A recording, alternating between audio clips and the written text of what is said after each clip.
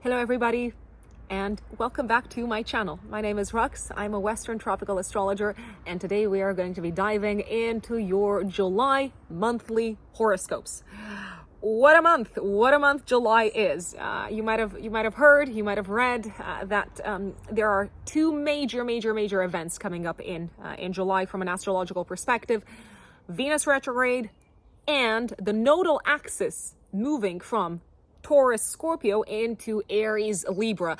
This is huge, both at an individual level, but also at a collective level, because the nodal axis is associated with fate, destiny.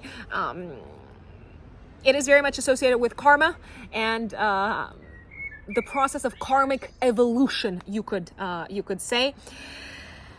We are likely to see some major shifts collectively in terms of, up until this point in the year, the focus being very much on the economy, inflation, all of that with the North Node in Taurus and Jupiter in Taurus. Also, the focus may increasingly become geared towards topics such as military action, leadership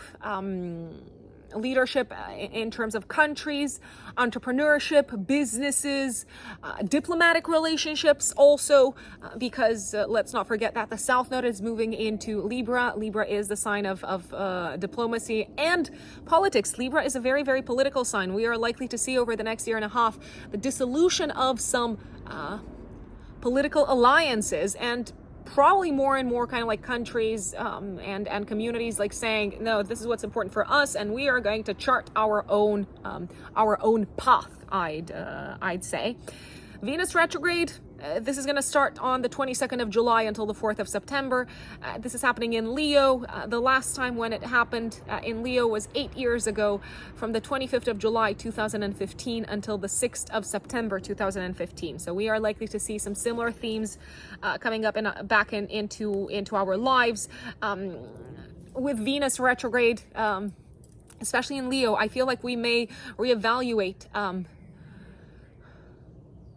the idea of fun and entertainment and performance and play together in like a relationship, within a couple, or within the container of relationships and collaborations in general. We might also reevaluate what we value and what we appreciate when it comes to the topic of children. I'd say there is a possibility for things to go a little bit south when Venus is retrograde. When it comes to relationships, exes might kind of like rear their heads from the past. History is kind of like coming back. A retrograde planet looks back to the past in general, so we might revisit old connections, old relationships. That's actually a very good use of the Venus retrograde energy, to reach back to old clients, old friends, depending on where the retrograde is happening in your chart. And of course, we're going to address this. I do believe that because Venus is obviously the ruler of Libra, I do believe that the Venus retrograde period is probably going to blow up or out of the water some maybe pre-existing agreements politically. I do believe, however, that it can have maybe like a positive effect, or what we would call like a beneficial effect. I don't know if it's short-term, long-term, on topics such as inflation. So with Venus going backwards, it's like, okay, no more prices rising. I'd say careful when it comes to overindulgence, having too much fun. There is such a thing as having too much fun, especially when you're attending Leo type of events. So I'm thinking of like parties, concerts, film screenings, theater plays, and so on. And of course, this goes without saying, but I am going to say it. It is my recommendation not necessarily to undergo any sort of aesthetic procedures or change your looks very drastically or dramatically, because it may either not turn up as you expected it to turn up, or you might change your mind or your tastes after the retrograde is over in September. So if you can postpone any action on this front until September, I would advise it, I would recommend it, but obviously free will, you've got free will. So ultimately it's going to be your choice. Careful not to overindulge in like sweet things and so on, and also not to overstress your heart. Just putting it out there, folks. What else is going on astrologically in July? Oh, by the way, before we go through the rest of the important astrology in July, I do want to share a couple of things. Probably one of the most important things is if you want to work with me, you can find me on my website, which is written in the stars-astrology.com. So that is written in the stars-astrology.com. I do readings, I do personal consultations with clients, one-to-one. That is my work. That is what I do on a day-to-day basis. If you are a new client and you're wondering, okay, like how do we start off with this whole thing?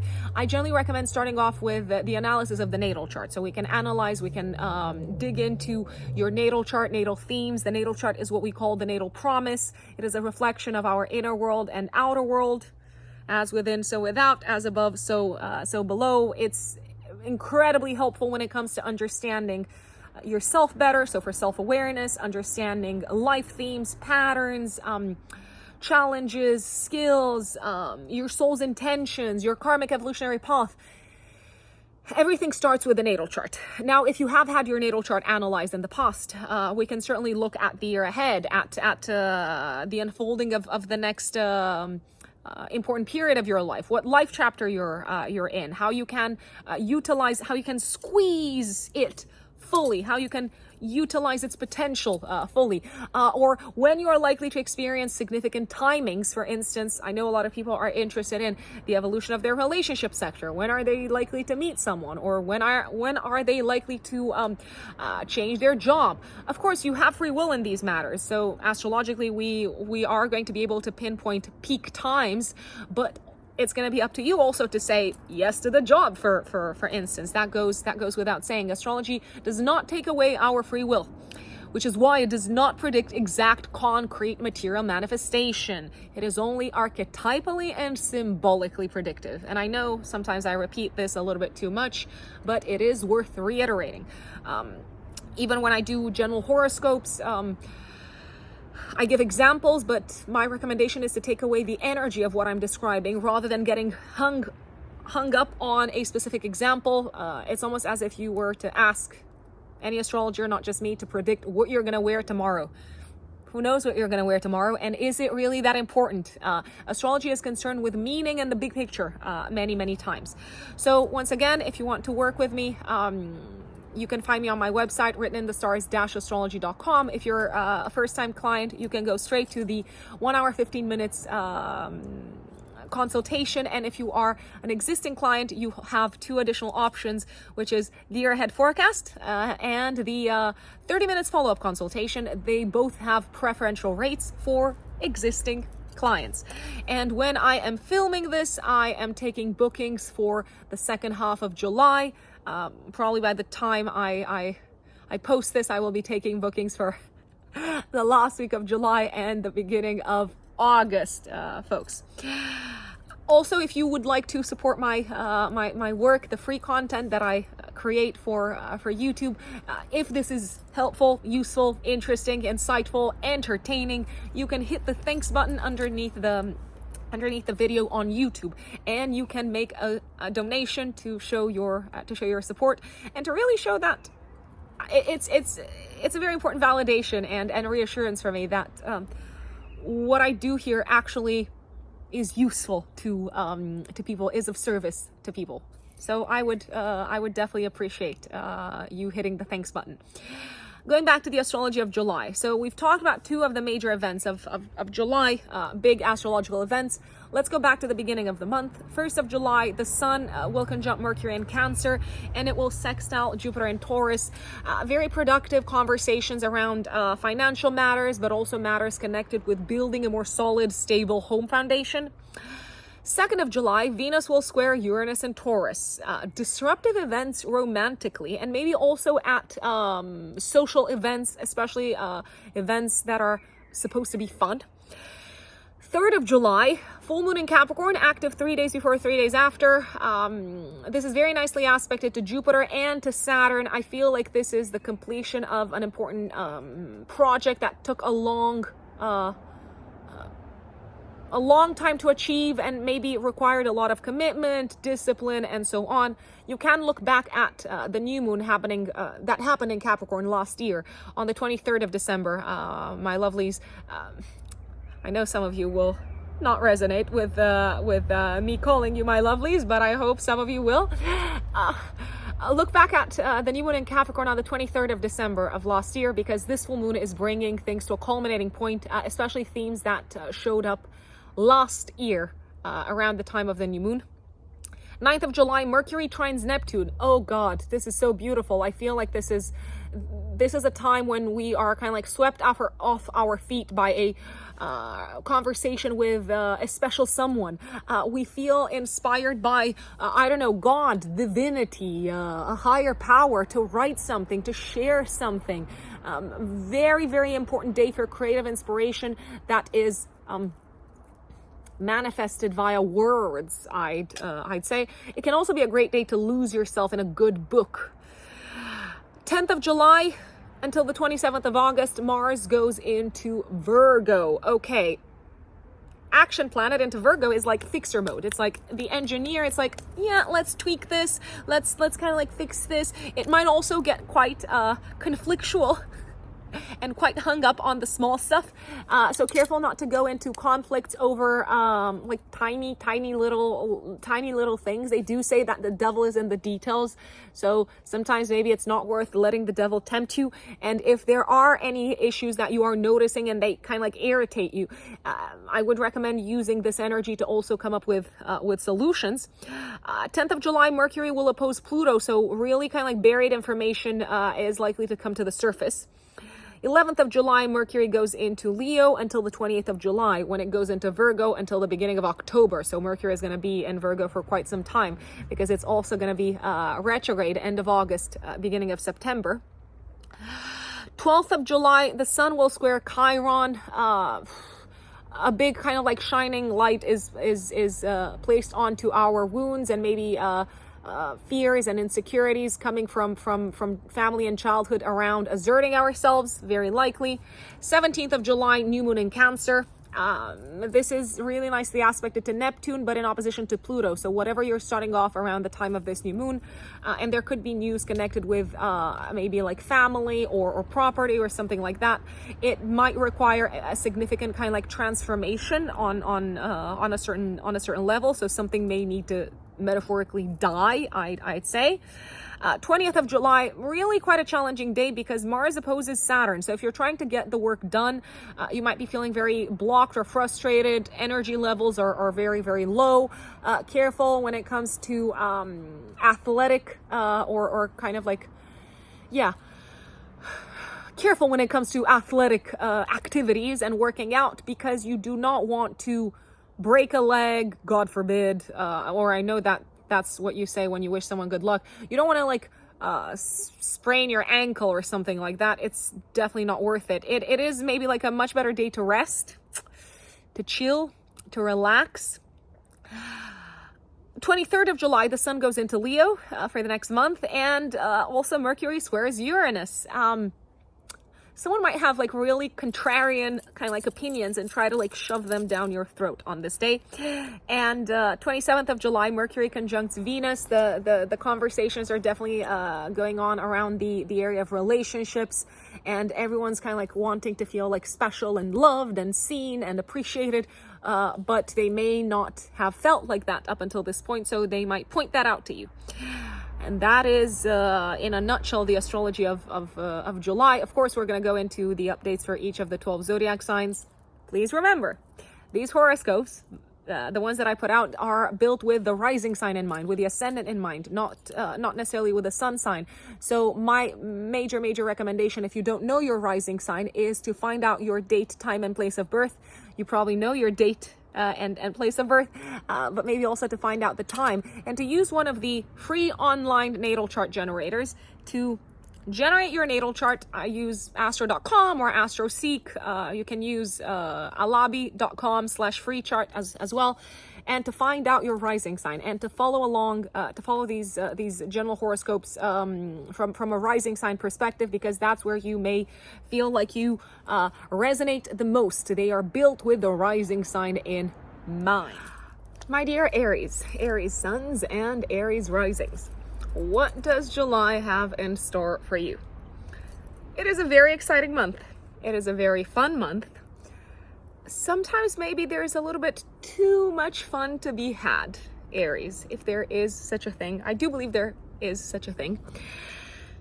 What is going on? Let's start from the very top. 1st of July, the sun will conjunct Mercury in your 4th house of home, and it will harmoniously aspect Jupiter in your 2nd house of income, Aries.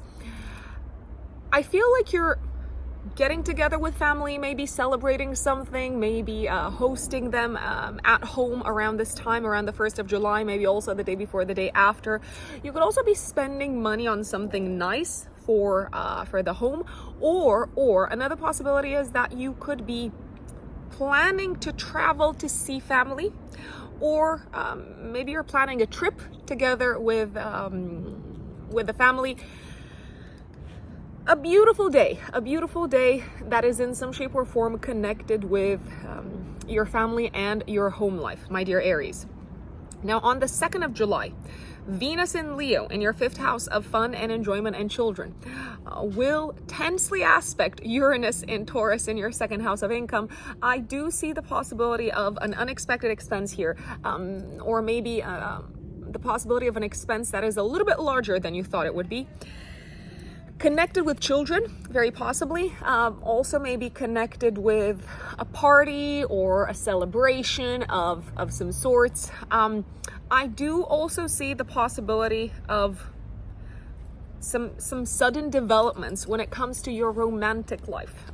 Maybe your partner all of a sudden tells you, you know what, I've just booked a ticket to, I don't know, somewhere, to Bali, and I'm going next month. Are you coming? It doesn't matter if you say yes or no, I'm going anyway. So that is a possibility.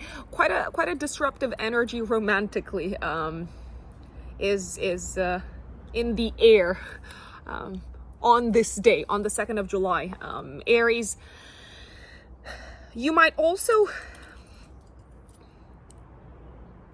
decide to go super bold when it comes to looks, when it comes to your tastes on this day. Maybe, I don't know, you decide to wear like a very funky color when you go out, and people are like, oh my gosh, like what are they wearing? This is insane. 3rd of July, we have a full moon coming up in Capricorn. It is active also 3 days before, 3 days after.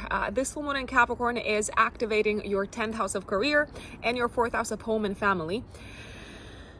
I do recommend looking back at what was going on career-wise for you, Aries, around the end of 2022, around the 23rd of December of 2022. That's when you had a new moon in your house of career, and now you've got a full moon. So you could be completing something career-wise that you started at the end of 2022. If you stepped into a new role, if you stepped into a new position, you could be feeling much more confident at the time of this full moon. You could feel like, my apprenticeship as a manager, if there is such a thing, my metaphorical apprenticeship as a manager is coming to a close. It's coming to an end.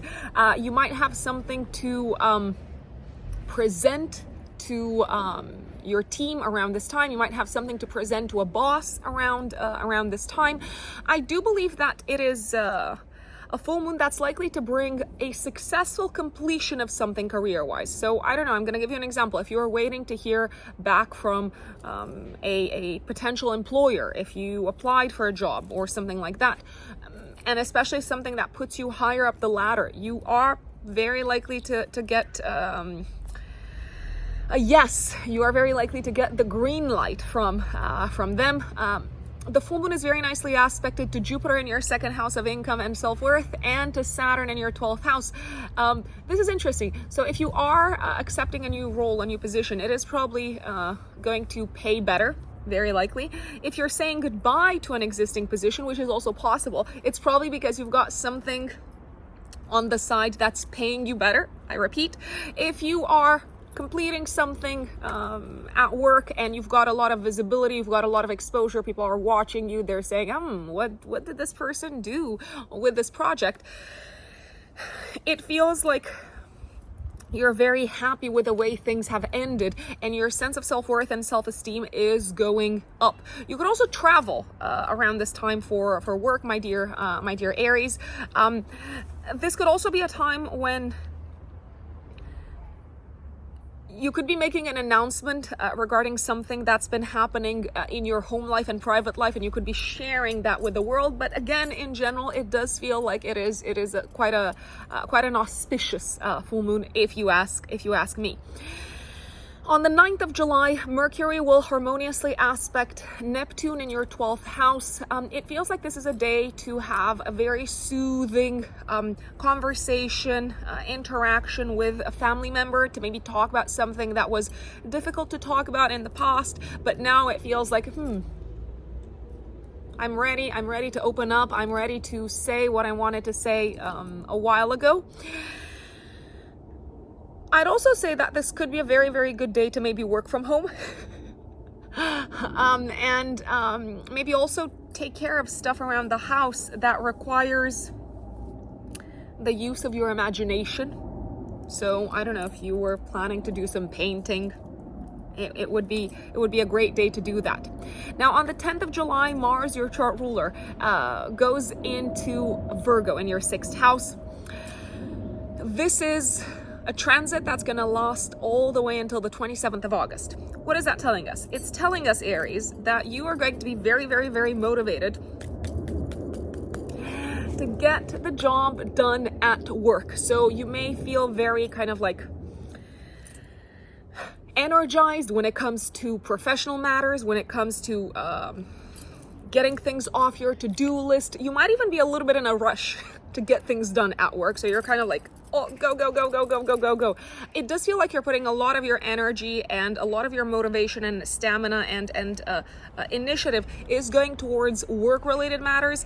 It could also be a period of time where you feel very driven and motivated to take care of health-related matters. If there has been anything on your radar, if you know, listen, I need to get this, I don't know, like surgery done, or I need to go to the dentist or something like that, Mars is saying, come on, now's the time. No time like the present. You could be a little bit impatient with colleagues at work throughout this period, so if you can, please maybe slow a little bit down. Says Rux whilst she's frantically talking about how active you're going to be work-wise. If you do need to get stuff done, you may feel like it's easier to do it yourself rather than bring others on board. You could become a little bit extra critical throughout this period, I will say. And I'm not saying that that's a bad thing, but I am saying be careful so that it doesn't damage your relationship with work colleagues. And also on the 10th of July, Mercury will oppose Pluto in Capricorn in your 10th house. Careful what you say to a parent around this time, and also what you say to a boss around this time, because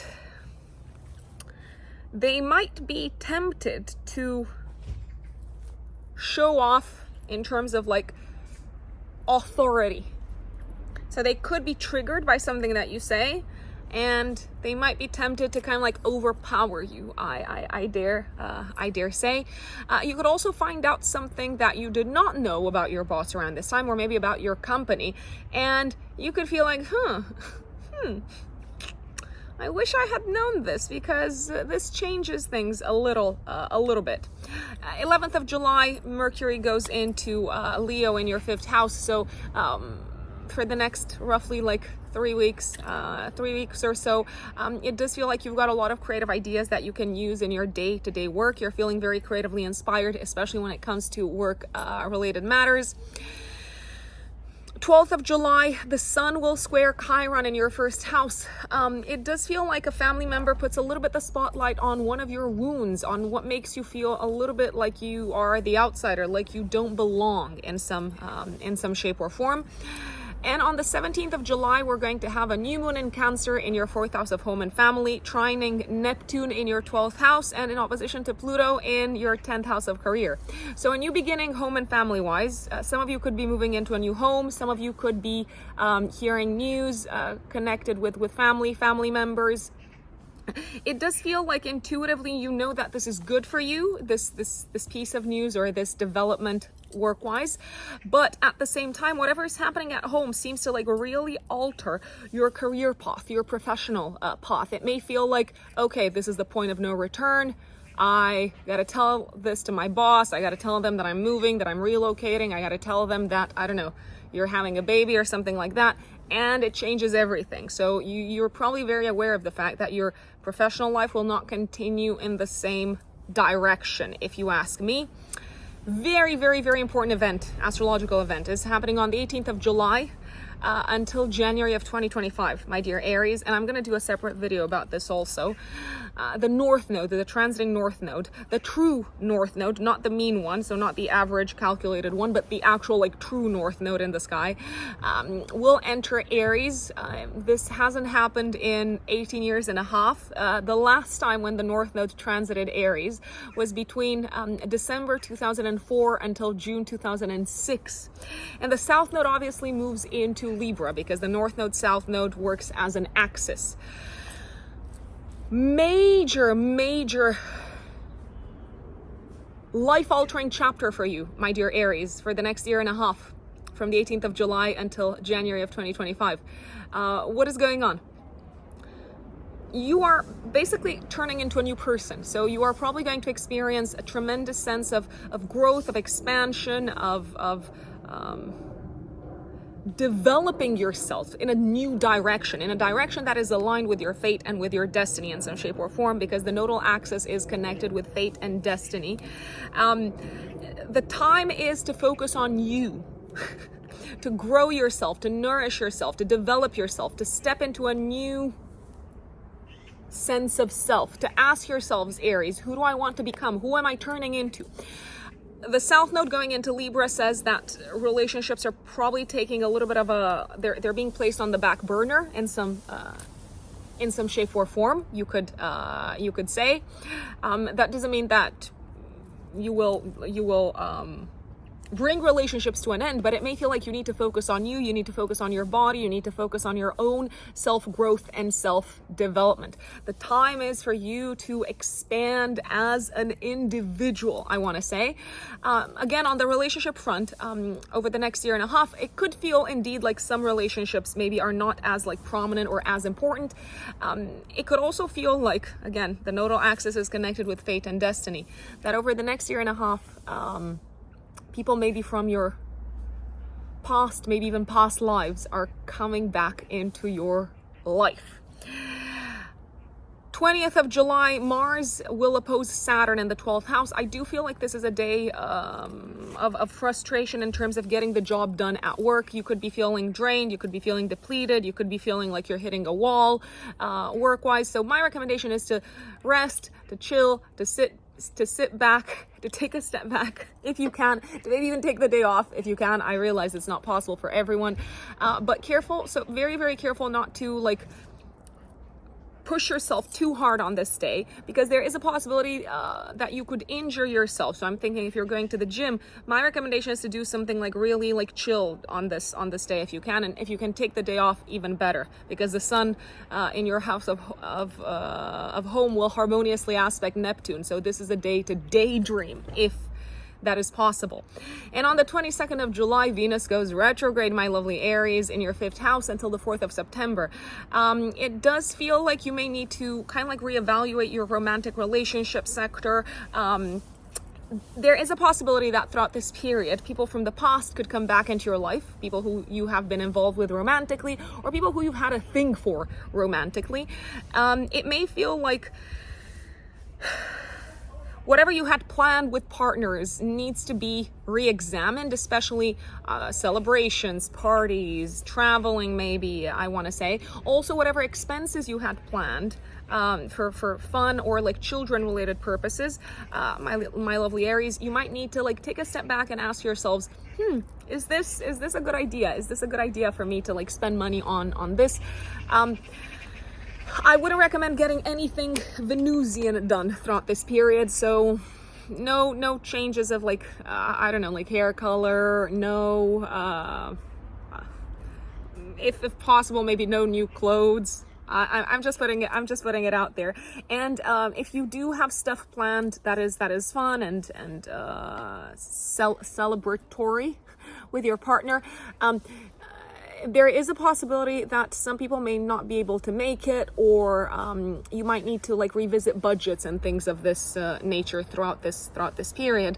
The last time when Venus was retrograde in Leo in your 5th house was between July 2015, 25th of July 2015 until the 6th of September 2015. So you could look back 8 years ago and ask yourselves, what was going on in my romantic life? What was going on with my kids? What was going on with like fun and celebrations in my life?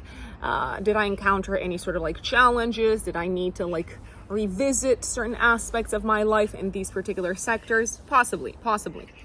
23rd of July, the sun goes into Leo in your 5th house of fun and enjoyment and children. So the spotlight is indeed placed on these areas.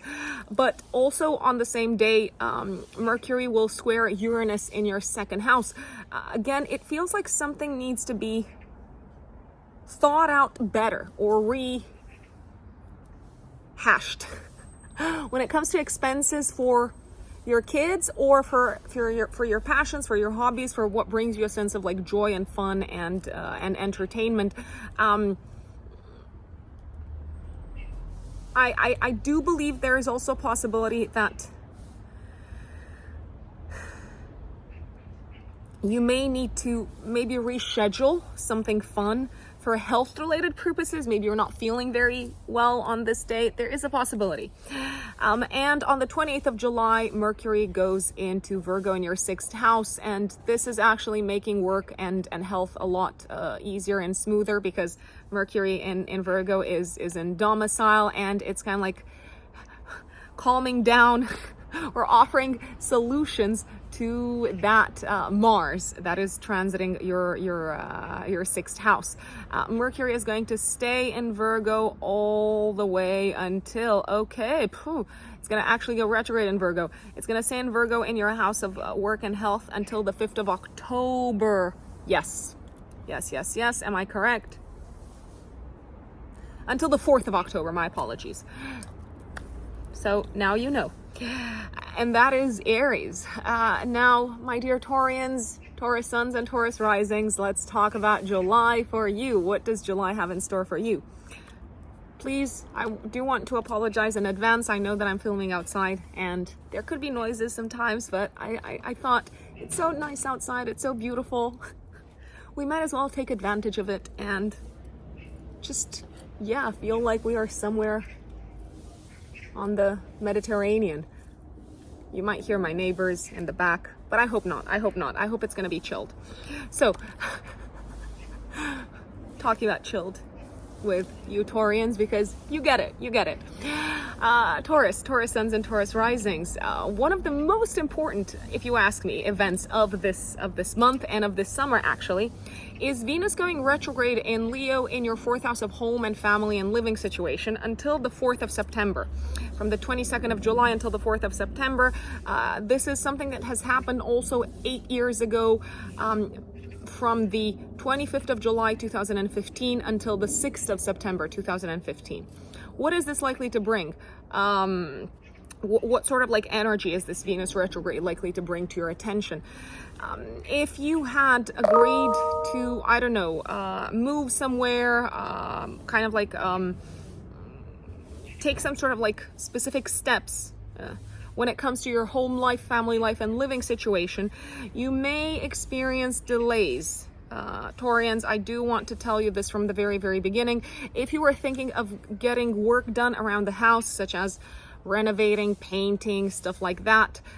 This could also experience delays, or things might not necessarily move forward at the pace or in the style that you would like it to move forward at. I wanna say Venus is also the ruler of your 6th house of work. So again, that's why if you were planning to, I don't know, tear down a wall and create this beautiful open space, you might want to wait until after the Venus retrograde is over in September, from the 4th, 5th of September onwards. If you are getting anything done around the house that involves decorating, redecorating, painting, so anything Venusian, beauty, art, design, aesthetics, I would be super careful with Venus retrograde. Why? I mean, nothing bad is likely to happen, don't get me wrong, but you might buy, I don't know, a piece of art, for instance, and once the retrograde is over, you look at it and you say, what was I thinking? What was I thinking? What is this? I don't like it. So it might even feel like your tastes change, Taurians. If you were planning to do something together with your family throughout this period, I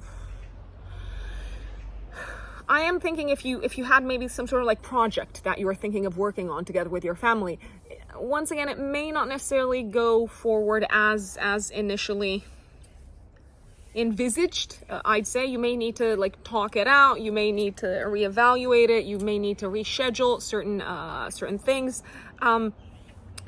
There is a possibility also that you may need to attend to some matters at home that maybe you attended to a while back, Taurus, and that kind of like delays something that you intended to do, maybe health-wise or work-wise. So I'm going to give you an example. Let's say you were planning to hand in your resignation, but then you realize you got to fix some stuff around the house, or your parents need you, and you'd better kind of like stay put so that you don't do everything at once, so that you don't become overwhelmed. So alas, you might need to postpone handing in your resignation, for instance. That's very possible. You may reevaluate the relationship with a parent or with a family member. I wanna say you could reconnect with some significant people from the past throughout this period, especially if you travel and spend some time at home where you grew up. Once again, I strongly recommend, especially because I'm assuming a lot of Taurus risings are listening to this. I would strongly recommend, if you can, staying away from any sort of aesthetic procedures that involve the changing of your looks throughout this period, especially since Venus rules your house of health and physical aspect, right? So I would not, of course you have free will, but yeah, I would do it either before the retrograde or after the retrograde. So before the 21st-ish, the latest, and maybe after the 5th of September, if possible. On the 22nd of July, we also have the Sun in opposition to Pluto. It feels like some plans are changing, maybe when it comes to family, and especially like family and traveling. There could be some legal issues that need to be solved. Once again, delays connected with legal matters that involve your house, your property, or your real estate sector. So yeah, it's an interesting time. I want to say. One kind of like way to make use of this retrograde is to reconnect with people from your past, people who maybe you lost touch with, like family members who you haven't spoken to in a while, cousins, aunts, uncles. That's a beautiful way of utilizing this energy, if you ask me. Now, another major event for this month, and I do know that sometimes people are upset. When are people not upset? Sometimes people are upset because I don't follow the calendar. So I don't start all the time with like 1st of July and end with the 30th. And the reason why I don't do that is because I sometimes emphasize the most important events astrologically of the month. So not all astrological events are created equal. Hence why I tend to flag maybe the most significant ones at the very beginning. So just in case you're wondering why I'm like jumping around from one date to the other. So the Venus retrograde, probably one of the most important events of the summer. Another very important event of the year, of this year and next year, actually, Taurians, is the North Node going into your 12th house in Aries all the way until January of 2025, and the South Node going into your 6th house of day-to-day work and health. I recommend looking back at how your work life and your health, including mental health, evolved and changed. Maybe also your habits evolved and changed between December 2004 until June 2006, because this was the last time when the nodal axis was transiting through Aries and Libra. Now, what does this tell us? So for the next year and a half, from the 18th of July, Taurus, you are asked to expand, to grow, to develop, to prioritize, to increase your focus on the following topics: mental health, rest, relaxation, the ways in which you have been sabotaging yourself, Taurus. So you may need to like really kind of like sit down and see, what am I doing that is essentially like shooting myself in the foot without me realizing it. So it may feel like you are probably going to gain a lot of knowledge when it comes to your shadow side, very possibly. Your mental health is probably going to take priority. There is a very high chance that over the next year and a half, you could let go of a job or of an existing set of tasks, duties, and responsibilities at work. The South Node going through the 6th house is also saying that it is time to release and to let go of some of your existing habits. So what you do on a day-to-day basis that is no longer serving you. So prepare yourselves, Taurians, for your day-to-day kind of like routines, rituals, habits, and so on to no longer look the same, to feel like some of them need to really exit your life for the sake of your own evolution. I wanna say it is a beautiful time to also prioritize your spiritual development. So 18th of July of this year until January of 2025. If anything, I would encourage maybe taking action in this direction. So it could be as, I don't know, as simple as carving time in your diary, in your calendar to maybe dig into some sort of a spiritual practice, maybe even something that utilizes the body, because obviously you're a Taurus rising, and maybe something that utilizes movement, I want to say. So once again, one of the most important astrological events of this year and of next year. Now, I'm going to go back to the beginning of the month. 1st of July, the Sun will conjunct Mercury in your 3rd house and sextile Jupiter in your 1st house of identity and the physical body. It feels like this is a day when you really connect with friends, with colleagues, you feel understood, you feel appreciated, you're having some really productive conversations, and maybe some also very inspiring conversations, I dare say. Any trips that you have, anything that requires maybe like short distance travel, is probably going to go very, very smoothly. 2nd of July, Venus is going to square Uranus and Taurus in your 1st house, Venus in your 4th house of home. I sense some disruption at home, and I also sense maybe you wanting to cut someone off, to cut someone maybe out of your life for some time, or maybe just to kind of like say, you know what, I'm done with this. It could be a family member. You could say something to them along the lines of, I'm no longer going to put up with this. I've been playing nicey, but no more nicey. I am done with this. You could also break something nice around the house, like a vase or something. So I would be careful, around the 2nd of July, maybe also the day before, the day after. 3rd of July, active also 3 days before, 3 days after. There's a full moon activating your axis of traveling and education and communications and interacting with both your immediate environment as well as with society at large. I do believe you could either be traveling around the time of this full moon, my dear Taurians, or making plans to travel, purchasing tickets, maybe also feeling inspired by something that belongs to a different culture. You could also feel like you're having a bit of an aha moment when it comes to how your life philosophy has changed and evolved, and how much you as a person have evolved, my lovely Taurians. You feel very confident in how much you've grown from a belief system perspective, from a mentality perspective. If you are presenting something in an academic environment, if you are submitting your thesis or something like that, beautiful, beautiful, beautiful, beautiful, beautiful full moon. A very successful culminating moment in your life academically, my lovely Taurians. You've got plenty to celebrate. It can be the end of a chapter academically, but you're doing really, really, really well. I wanna say it feels like you have accomplished one of your academic goals. You could also be possibly like traveling to attend something for work, or planning to travel to attend something for work purposes. Once again, if that's the case, it seems to be going nicely, smoothly. Chef's kiss. Just in case people are listening to this on the podcast and they're wondering, what is this weird noise that Rux is making?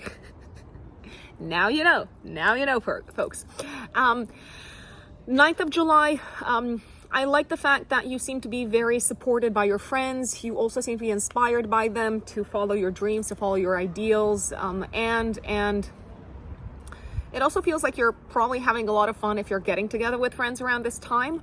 10th of July until the 27th of August, Mars goes into Virgo in your 5th house. Mars for you rules the 7th house and the 12th house.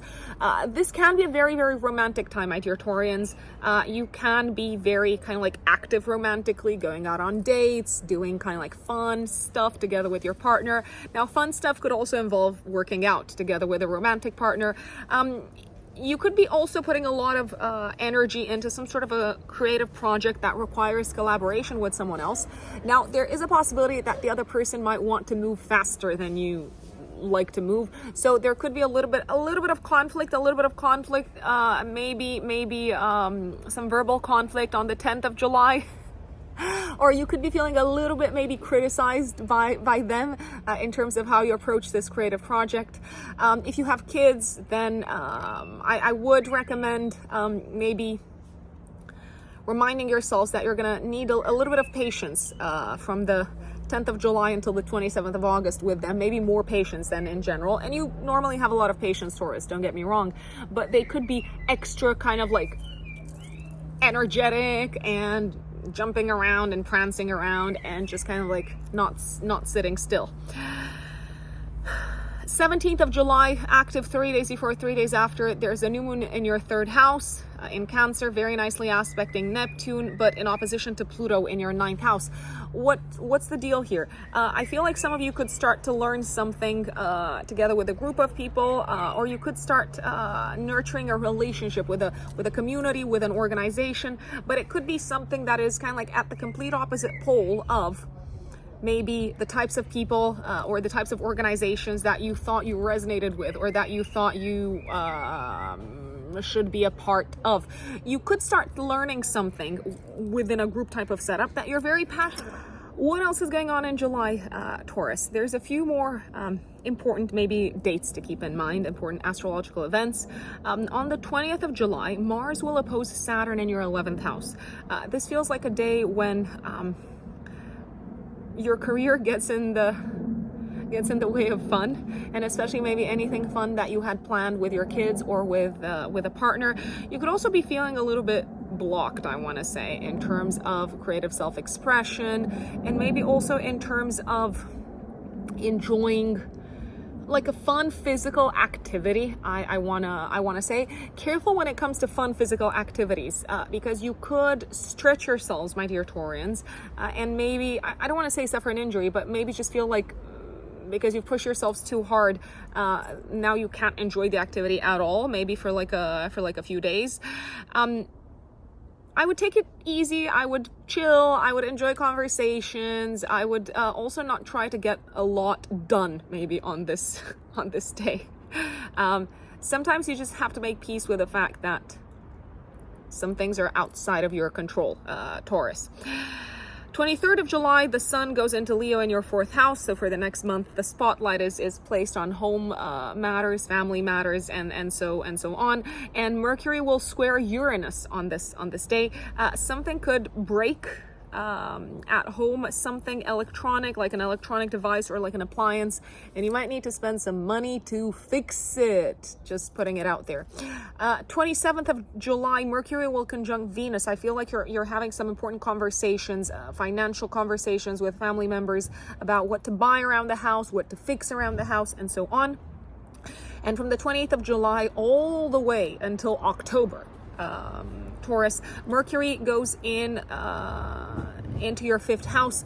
I do believe that you're going to be very, very creative with words throughout this period. You might come up with very creative ideas, creative solutions on how to fix things, and maybe also on how to deal with matters of a financial nature. So your brain is kind of like working extra hard to find creative solutions to financial, I don't want to call them problems, financial stuff that you have to deal with.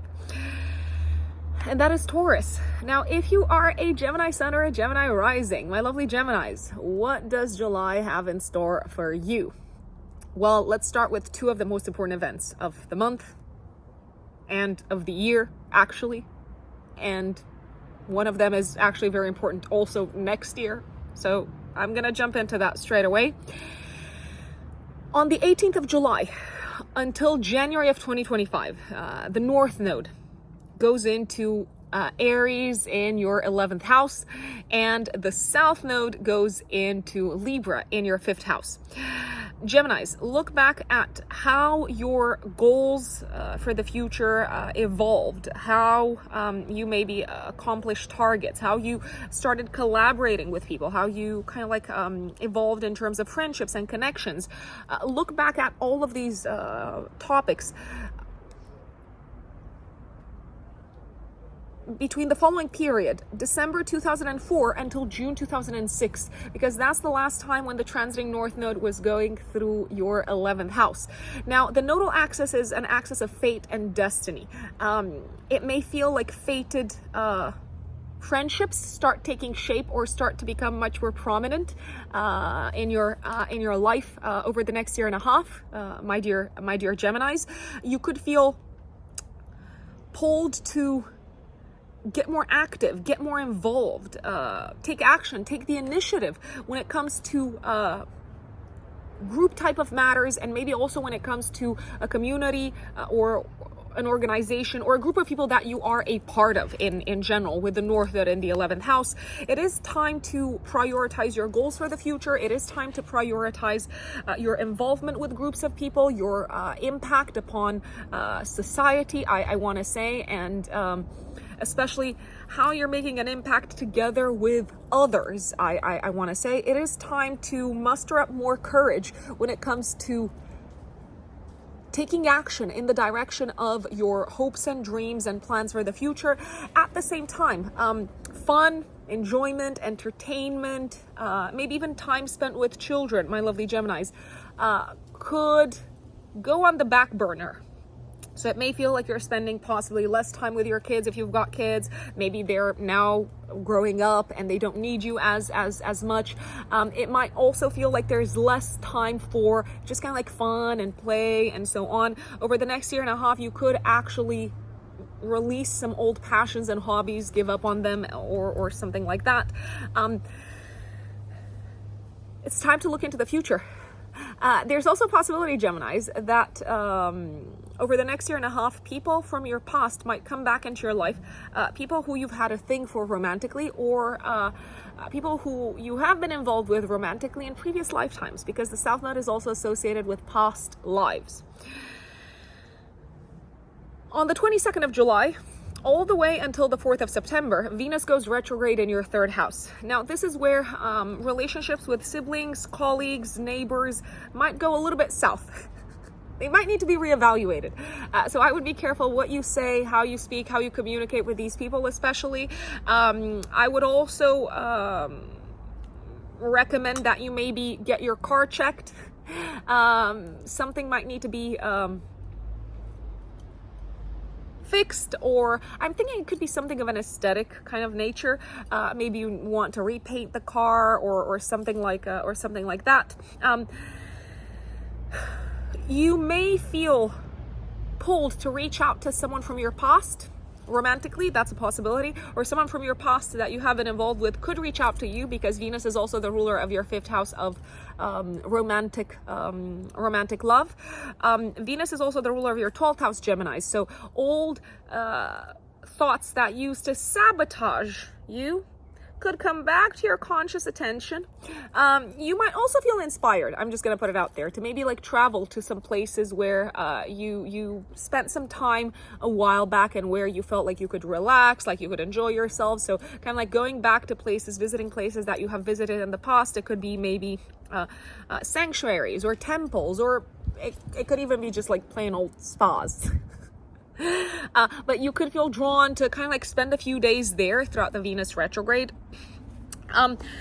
If you are buying anything where you need to, I don't know, make a decision also based on tastes and aesthetics, with Venus retrograde in your 3rd house, I wouldn't rush, and I would also make sure that there's a possibility that you can return the item, because your tastes might change after the retrograde is over. Of course, I wouldn't necessarily recommend getting anything done physically, aesthetically, whilst Venus is retrograde, because, hey, it might not turn out exactly as you intended it to turn out.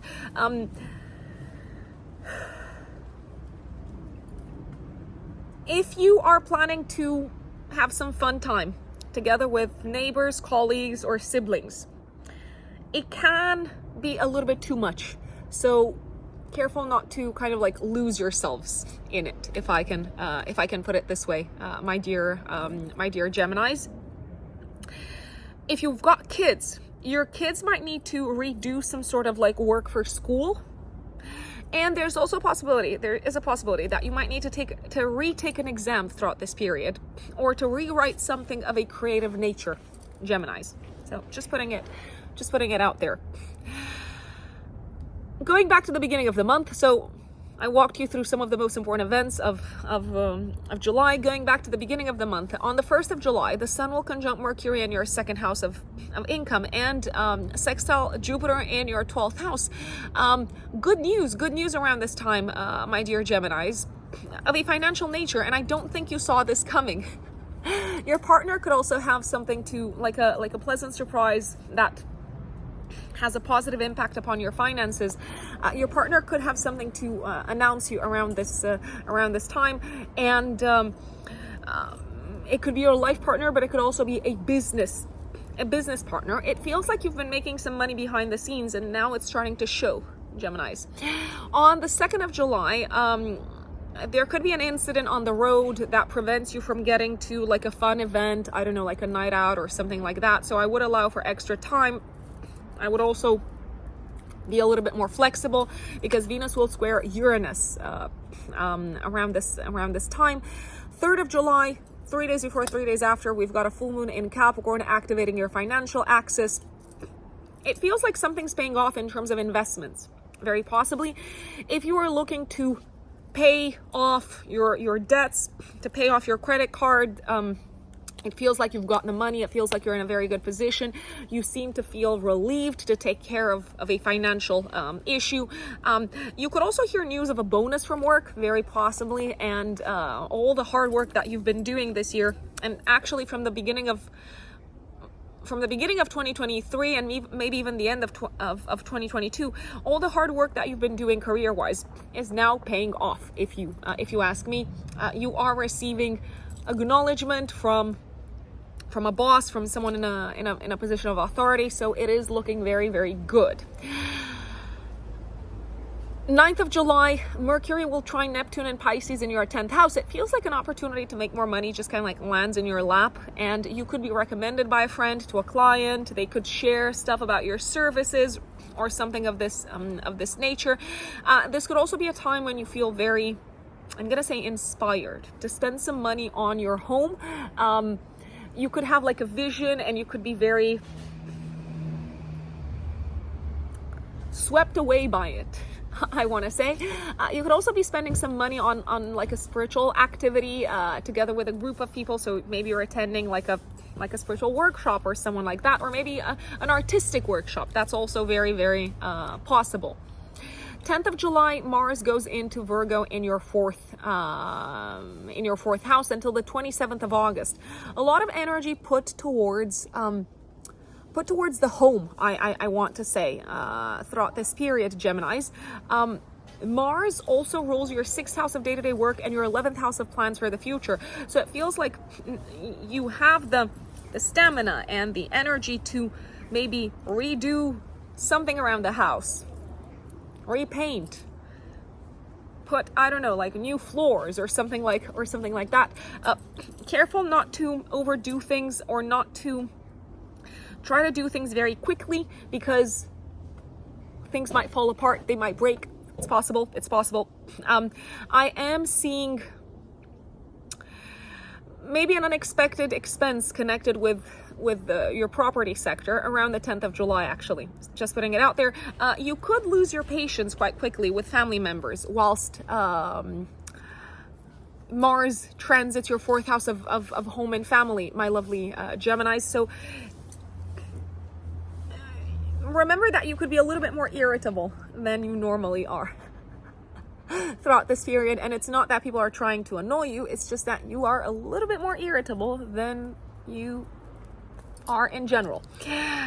Not saying that you're irritable in general.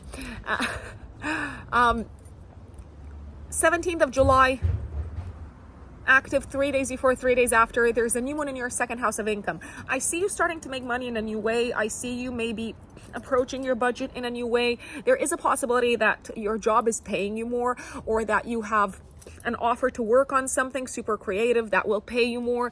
But this new moon is in opposition to Pluto in your 8th house. I would read very, very carefully the terms and conditions of either this new job or like associated with this job or with this new source of income.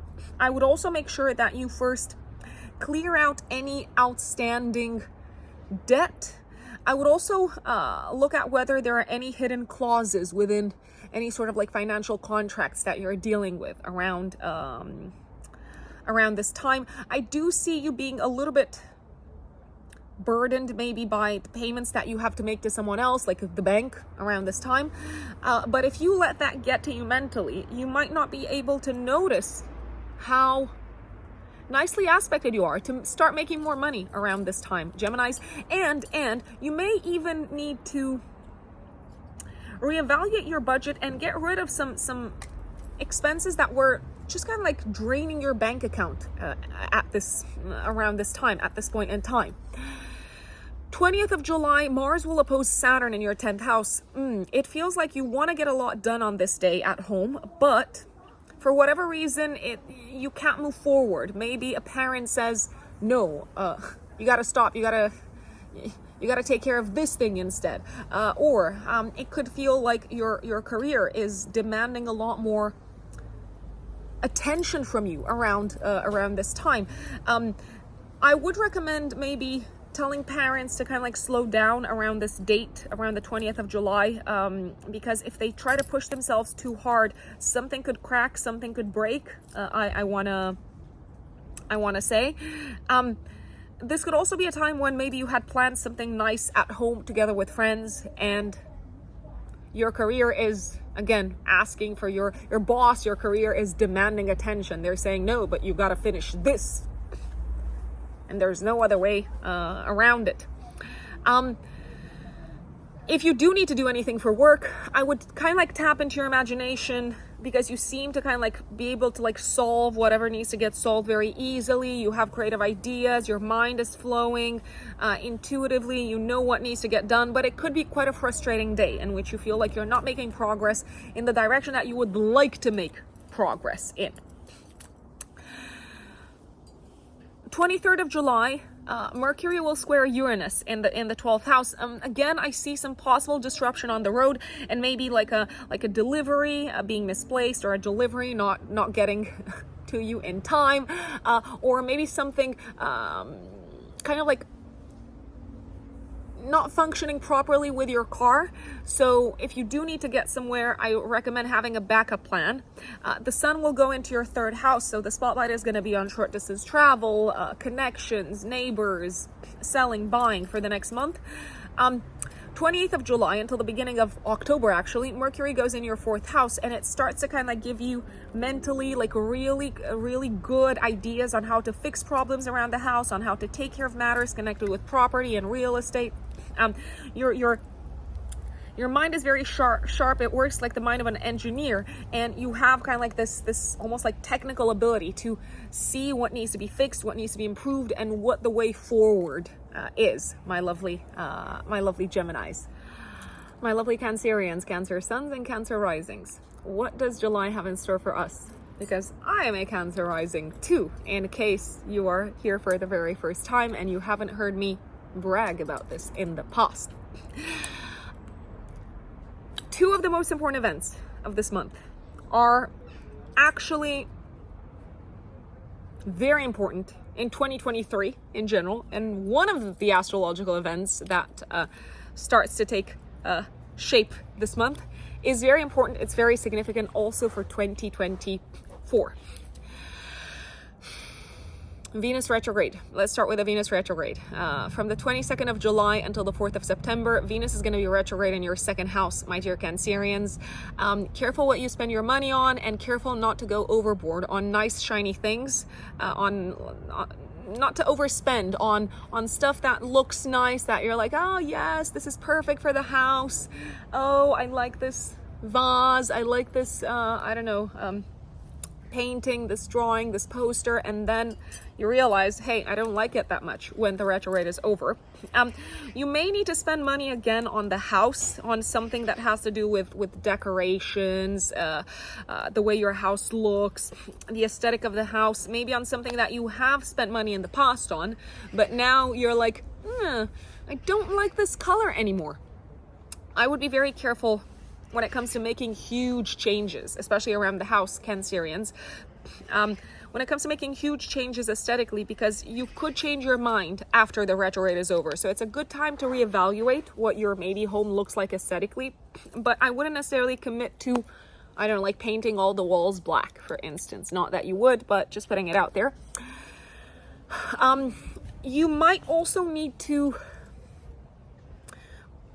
reevaluate your budget when it comes to home matters, family matters, and also when it comes to how much you spend on social activities and activities together with friends. There is a possibility that a friend or an old group of people that you collaborated with in the past, they could be young people, they don't have to be old people. I'm joking. A group of people that you've collaborated with in the past, and it paid quite nicely. They could come back in your life. They could reach out to you again and say, we want you to work on this project with us once again, which could be nice. It could actually be a really nice side effect of the Venus retrograde. Venus in Leo likes big things, shiny things, so careful not to go overboard. It might also be time to reevaluate how much you charge for your services, my dear Cancerians, and say, okay, let's scope out the market, let's compare prices, stuff like that. Let's compare how much my competitors are charging, for instance, and you may make some adjustments potentially after the retrograde is over. You could feel like you're happy with the reevaluation after the retrograde is over. So just putting that on your radar. Now, another major event of July is the North Node going into Aries on the 18th of July until the 11th of January, 2025. So not next year, in 2025, right? The last time when this happened, and by the way, the South Node goes into Libra, North Node, South Node axis. They work as an axis. They're not standalone. The last time when this happened was between December 2004 until June 2006. So once every kind of like 18 years and a half, the nodes transit the same signs of the zodiac. What does the transit of the North Node through the 10th house mean for you, Cancerians? It is time to grow your career.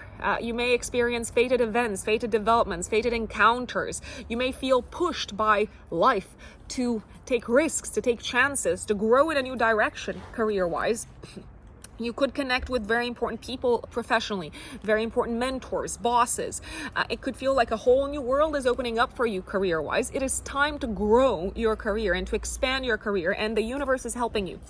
You might kind of like take your foot off the pedal when it comes to home and family related matters. Over the next year and a half, you could even release a home or release a property, maybe move, maybe change your living situation.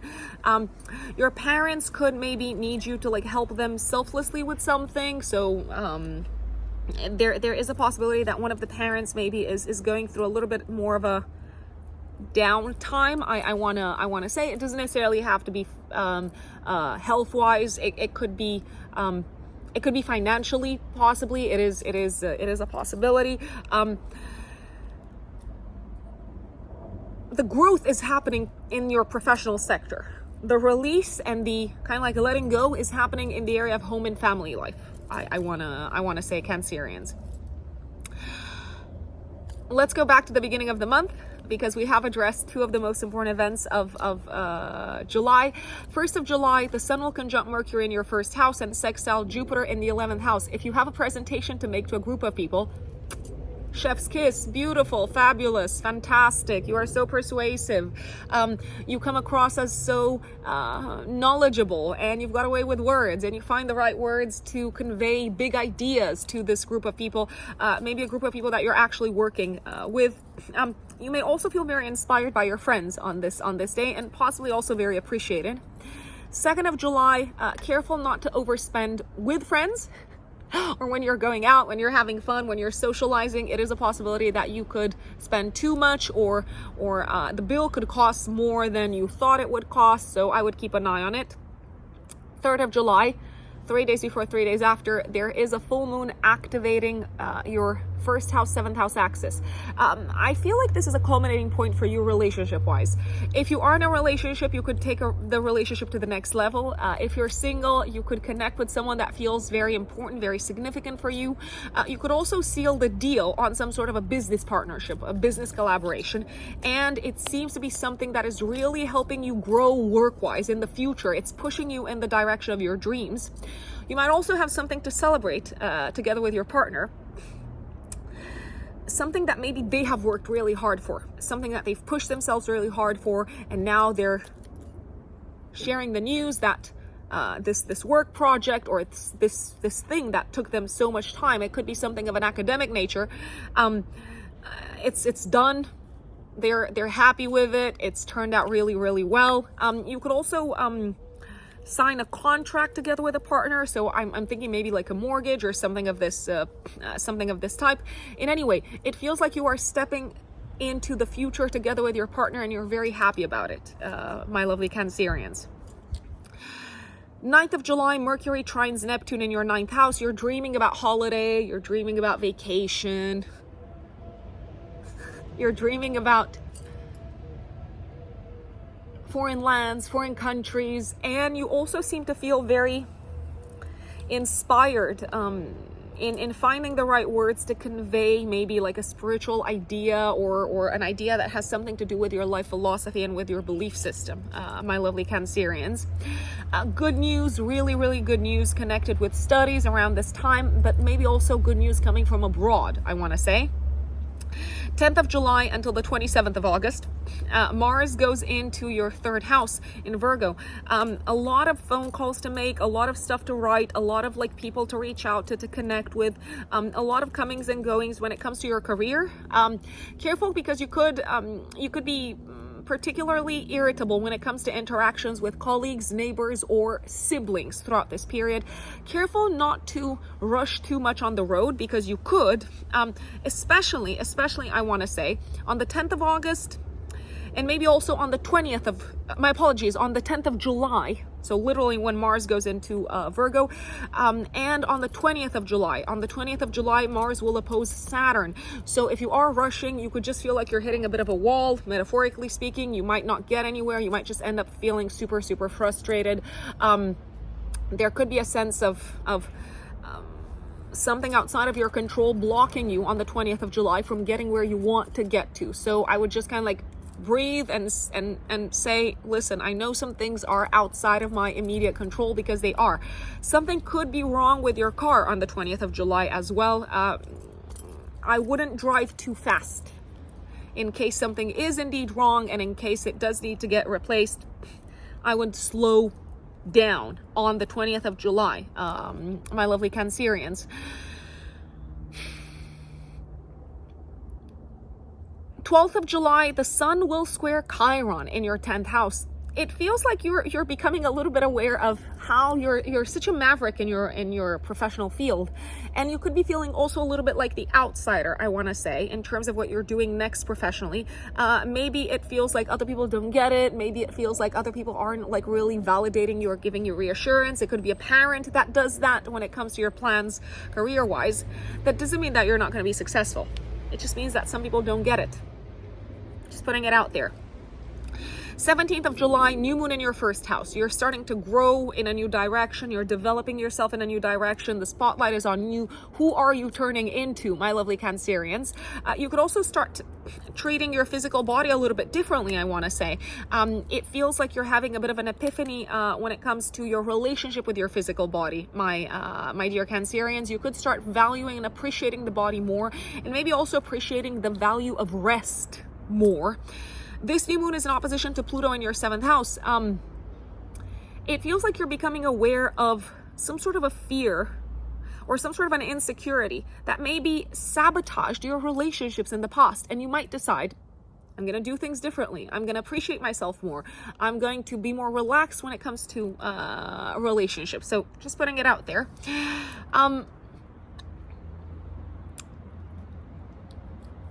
22nd of July, Venus goes retrograde, but also the sun will oppose Pluto in the 7th house. You seem to be finding out all sorts of things, I want to say, about partners, about your partner, life partner, maybe business partner as well.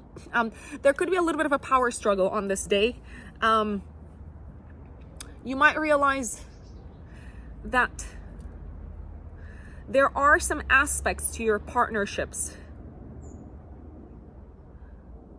that aren't necessarily super healthy. They could be a little bit toxic, and they may need to be transformed. And of course, because we can't transform other people, we can only change what we do and change ourselves. It may feel like that's the best course of action, to say, okay, what can I do in this situation so that I don't encounter like experiences of this type in my relationships with others moving forward, I'd say. 23rd of July, again, it feels like you are in a very spendy mode, especially when it comes to a group setup. Careful what you say when you are in a group type of situation, because it could be misinterpreted, and it could lead to like a very radical, extreme reaction from someone in your community or in your circle of friends or within an organization. 28th of July until the beginning of October, Mercury goes into your 3rd house in Virgo. Mercury likes to be in Virgo, so if you've been having issues with your car, if you've been super busy getting things off your plate when it comes to sending emails, writing stuff down, Mercury comes in and sharpens your mind and says, okay, let's do this properly. My mind works brilliantly. I've got the right words. I know exactly what I need to tweak, what I need to improve. So Mercury gives you that extra boost mentally throughout this period. My dear Leos, Leo suns and Leo risings, what does July have in store for you? It's an interesting month. It can be a very fun month, but I do have some recommendations for you. Do recommend a little bit of caution with a few things. So let's dig into it. And obviously we're going to start off with one of the most important events, astrological events of the summer here in the Northern Hemisphere, Venus going retrograde. Venus is going to go retrograde, my lovely Leos, in your 1st house of identity, the physical body, appearance, how you present yourselves to the world, what the world sees in you. You could say, for you, my lovelies, Venus rules the following. Give me 1 second. Venus rules your house of career and your third house of communication. Now, what does the Venus retrograde mean for you? By the way, this is going to start on the 22nd of July all the way until the 4th of September.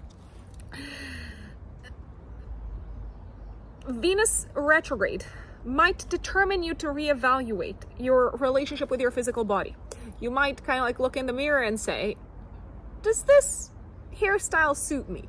Does this way of dressing, styling myself suit me? Am I sending across the right message, you could say, especially in a professional space? You could be reconsidering your looks, your style, your appearance, in particular in a professional setup. I wouldn't necessarily recommend taking any sort of like risks, and I would also definitely wouldn't recommend doing any sort of like major changes of looks. I wouldn't recommend getting any aesthetic procedures or completely like radically different hairstyles throughout this period, my dear Leos, just because they may not turn out exactly as you expected them to turn out. So yes, maybe it is a time to kind of like take a step back and maybe consider options of style, of looks, options in terms of your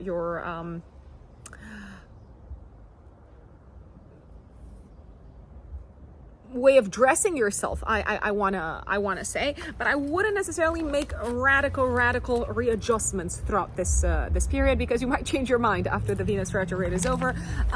I would definitely not recommend getting anything such as, I don't know, like fillers or Botox or anything like that throughout this period, because it might not turn out at all the way you wanted it to turn out. But of course, free will, everyone's free to do whatever they please. So take it or leave it, take my recommendation or leave it. With Venus retrograde in your first house, there is a possibility for overindulgence in like sweet things, overindulgence in pleasures. So kind of like doing too much of a good thing. And once the retrograde is over, you might be like, maybe I need to actually cut down on sugars, or just to give an example, it can be literally anything. You could be overindulging in romantic fantasies about a past lover. Very possibly, by the way. You could be thinking a lot about a previous lover, about a previous partner. Careful what you say about yourselves, Leos, especially your risings, in a professional setup. When Venus is retrograde, because it might backfire, or it might be misinterpreted, or it might send across the wrong impression. So a little bit of like caution when it comes to sharing, and especially when it comes to oversharing, could be very useful, Leos.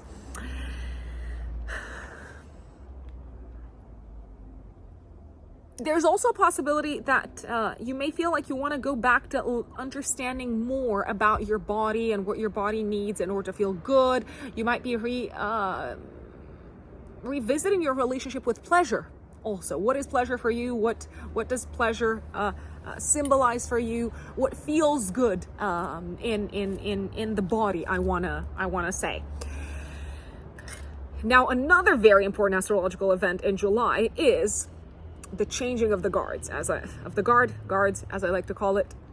You know, I'm sometimes inventing stuff, wording mostly. I invent words and then I actually like Google them to see if they are a word, or if I just made that up. So the changing of the guard. North node goes into Aries from Taurus, and South node goes from Scorpio into Libra. This is huge astrologically, both this year and next year, my dear Leos. The North node is showing us the path of growth and expansion in order to fulfill our destiny. The South node shows where we are called to let go of something, to do less of something, to surrender, to release, to maybe take the foot off the pedal. The North node goes into your 9th house from the 18th of July until the 11th of January 2025. So this is a fantastic time, my dear Leos, to be open to changing your life philosophy,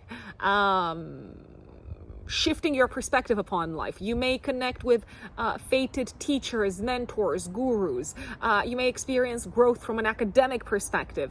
You may experience some really life-altering trips, journeys. So if you are planning to travel in any shape or form, I strongly recommend that you do this over the next year and a half, because it might be life-altering. It might change what you consider to be the meaning of life. And with a South Node in the third house, it might be a lot less important for you to connect with neighbors, colleagues on a day-to-day basis. You might even say goodbye to some neighbors. You might also say goodbye to some old colleagues, very possibly.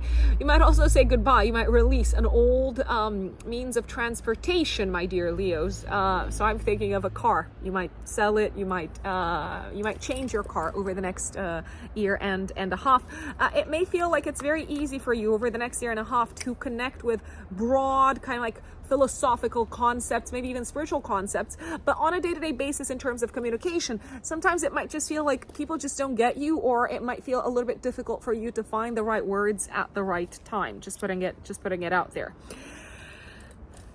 Going back to the beginning of the month, 1st of July, the Sun will conjunct Mercury in your 12th house and sextile Jupiter and Taurus in the 10th house of career. It feels like someone is talking behind your back about how great you are career-wise. You might overhear a conversation and be like, oh, this person like really appreciates me. So someone in a position of authority could be kind of like singing your praises, but behind your back, I want to say. And if you overhear it, you could feel very proud of yourselves, Leos. Also, when you are taking your foot a little bit off the pedal career-wise, and you're kind of like taking some time to rest and to relax, you could actually come up with a brilliant solution. I don't know, when you're even like in your sleep or when you're taking a shower, you might come up with a brilliant solution when it comes to a professional matter, Leos. 2nd of July, Venus is going to square Uranus in your 10th house of career. If you make a bold choice in terms of looks and appearance in a professional setup, it might not necessarily be received very well, or it might just be received with shock and disbelief. So it's possible. It's very, very possible. You could also feel like a boss is quite abrupt with you on this day, and they're not appreciating how charming and charismatic you are, because you obviously are.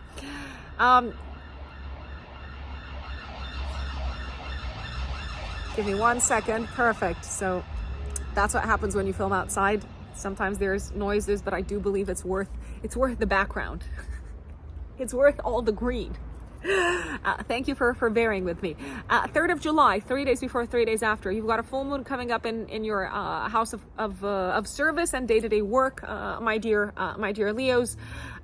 You are completing something at work. Maybe you are completing a job, an important job, maybe something that you started working on, or something that was on your radar since the end of 2022, since the last week of December of 2022.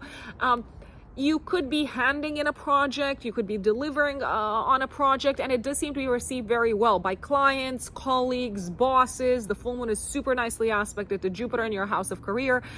If you were waiting for a job offer, you're probably going to get it. If you were waiting to hear back from your boss on I don't know, like something important connected with your team, for instance, if you were waiting to hear if like a new team member was going to be hired, they're probably going to say yes, and they're probably going to make your life easier on a day-to-day basis. 9th of July, this feels like a fabulous, I'm gonna say, day for daydreaming. You have like your imagination is super active. It's a beautiful day to meditate, to kind of like receive answers whilst you're in an altered state of consciousness. So I'm thinking of sleep, I'm thinking of meditation. I absolutely love it. And a beautiful day for creative ideas when you're not actively looking for them. 10th of July until the 27th of August, Mars goes into Virgo in your 2nd house. Big spender energy, Leo. So you could be kind of like getting rid of that cash super, super quickly, especially on traveling and education, and maybe on legal matters if you need to like file any paperwork, legal kind of like documents and so on. You could be feeling very motivated to make more money also throughout this period. I would be careful not to get rid of money too quickly. Is how should I say, is everything worth your resources?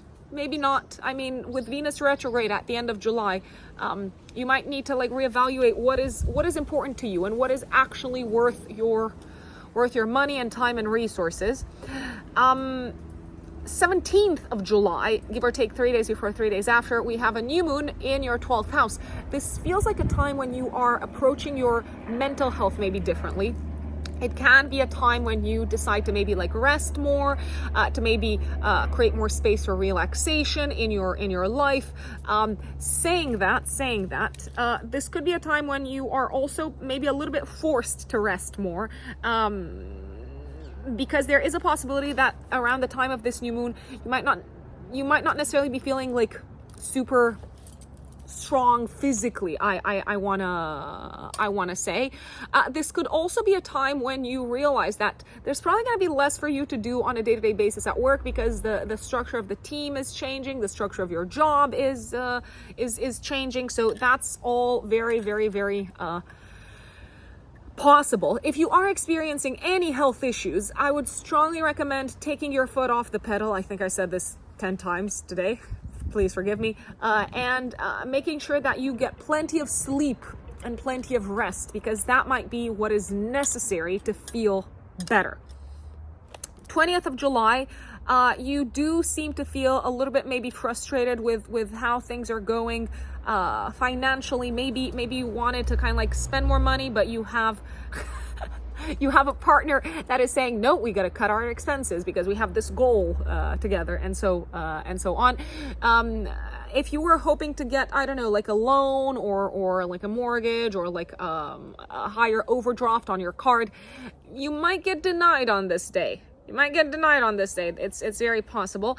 You could also feel a little bit frustrated with your partner because it doesn't feel like you're exactly on the same page, and it could be a business partner. You're not exactly on the same page in terms of the pace to go at when it comes to accomplishing some sort of work. 23rd of July, careful what you say in front of bosses about yourself. Again, it could backfire, and you don't want that to happen. And also, I would recommend just kind of like sticking to the facts. Even if you try to be, I don't know, like funny or humorous or entertaining, it might just not land well. And sometimes that happens, and it's not your fault. Maybe your boss is having a bad day, but yeah, just wanted to put that on your radar. And from the 28th of July all the way until the first week of October, Mercury will transit your second house of income. Mercury is in domicile in Virgo, so Mercury is going to help you make much smarter decisions financially and kind of like organize your budget and sort it out, and maybe also advocate for yourself if you need to ask for more money, if you need to ask for like a raise. It's going to give you kind of like the sharp like mind and tongue. I know sharp tongue doesn't necessarily have a positive connotation, but it's going to help you find the right way to phrase things, I'd say. Now, if you are a Virgo sun or a Virgo rising, my lovely Virgos, what does July look like for you? We're going to start off with the most important events of the month. Obviously. The North Node, the nodal axis changes signs. This is big for the collective. This is big for individuals. The nodal axis, North Node, South Node, is associated with fate and destiny. The North Node enters your 8th house give me 1 second. Yes, so the North Node will enter your 8th house in Aries, and the South Node will enter Libra in your 2nd house on the 18th of July until the 11th of January 2025. Things are shifting financially for you, my dear Virgos. It does look like over the next year and a half, you're probably going to leave behind an old source of income, and your value system is likely to change, and you may feel like you are supported and growing and expanding through other people's resources or through the resources of a partner, for instance, or through accessing funds or resources from others, such as accessing, I don't know, like a scholarship, accessing a mortgage, accessing investments from others. It feels like you are pushed by the universe to become more open to other people's values and to not be so attached to your value system, I'd say. There's also something around like learning to share more or to share differently, that you may feel pushed to explore over the next year and a half, Virgos. You could look back at how your financial life changed and how your interaction and sharing of resources with others changed between December 2004 until June 2006, because that's the last time when the nodal axis transited the north node transited Aries and the south node transited Libra. Now, another major event is, of course, the retrograde of Venus. Yes, Venus is retrograde from the 22nd of July until the 4th of September. The last time when this happened in Leo was 8 years ago. So you could look back to the following period, 25th of July until the 6th of September, 2015. Now, what should you think about if you do kind of like jog your memory? Think about how your financial life changed, how your finances were kind of like evolving, or how you evaluated or reevaluated your expenses, your budget, and maybe also how you reevaluated your belief system and your relationship with the divine, and maybe also your relationship with the academic environment, my dear Virgos. I'll put it this way: with Venus retrograde in the 12th house, things might go a little bit south, so you might want to keep an eye on them. Things might go a little bit south when it comes to expenses, and especially expenses connected with academia, traveling, long distance travel, legal matters, visas, passports, residency, and so on. You may find that you've been charged more than you were supposed to be charged. You might want to get insurance just in case. That's my recommendation. Careful not to lose money whilst on holiday because you have misplaced your wallet. That is a possibility. Careful not to fall for scams. That's also a possibility, especially if you are traveling throughout this period. There could be kind of like a woman in your life who doesn't necessarily have the best of intentions, but maybe they do try to come across as like charming and nice, but they actually have like a hidden agenda. There's also a possibility, of course, for like a hidden secret romantic fling with someone from the past to take shape. Now, that doesn't mean that you need to act on it. The opportunity could arise, but once the retrograde is over, you might look back and say, what was I thinking? So yeah, if temptation comes knocking at your door, I don't know. Up to you. It could feel fun. It could sound fun. It could look fun. What is it going to lead to? Is it going to cause complications? Very likely. But hey, life's complicated anyway. So sometimes you just like have to roll the dice, throw the dice. There could be some delays also throughout this period with Venus retrograde, delays connected with legal matters. So if you have been waiting for, I don't know, like the court to give you a decision of some sorts, that might not necessarily come at the time when you expect it to come. So I would like you to be prepared, my dear Virgos, for things to take longer than initially expected. Other major events, astrological events to pay attention to this month in July. 1st of July, the Sun will conjunct Mercury in Cancer and sextile Jupiter in Taurus in your 9th house. I feel like you're making plans to travel with friends, or if you are traveling, you're having a great time. You're connecting with like-minded individuals. You feel understood. You feel inspired maybe by the people that you're hanging out with. It does feel like you are getting much closer to an academic goal. Things are looking very, very good in this direction. Jupiter for you is also the ruler of your 7th house of relationships. So you could be making plans to travel with a partner, maybe also celebrating something out into the world together with your partner and with a group of people. 2nd of July, Venus squares Uranus and Taurus in your 9th house. This could be the day when things start going a little bit shaky when it comes to travel plans. Maybe you didn't take into account how much things would cost. Maybe there's a hidden expense. So I would keep an eye on your bank account, my dear Virgos. And there could be things that don't exactly go according to plan travel-wise on this day. Maybe someone is late, which happens.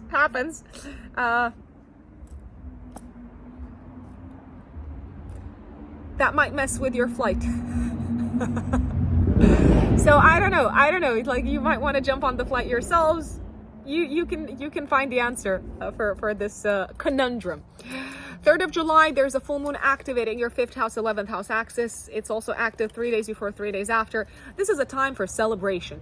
You might have something to celebrate connected with your studies, maybe also something to celebrate connected with your partnership, with your relationship sector. You could celebrate the fact that you have accomplished something at home together with your partner. Maybe you've accomplished, I don't know, securing a mortgage or buying a house or finding a house, or maybe there could be news of pregnancy, but obviously it has to be indicated by other factors as well. So remember, folks, that this is only a general forecast. For something to be accurate and as close to the truth as possible, there is in astrology a rule of 3. So if something, and that goes for forecasting and also for the natal chart. So for a theme to be, for you as an astrologer, for you to know that a theme is right and true in someone's chart, it has to be indicated in at least kind of like 3 ways in the chart. And if you ask me, that also goes very, very much for forecasting. For a theme to be true, it has to be shown at least 3 times using 3 different forecasting techniques, or like 3 different like major transits, and so on. So long story short, you could be celebrating a pregnancy or the arrival of a new baby in the family. It doesn't have to be your baby. It could be someone else's baby, but alas, babies could be coming. You could also be celebrating with your partner something that your child has accomplished or your children have accomplished. Reason for celebration. It's a fun time. It's a very fun time, and it could also be a very, very social time, the time of this full moon.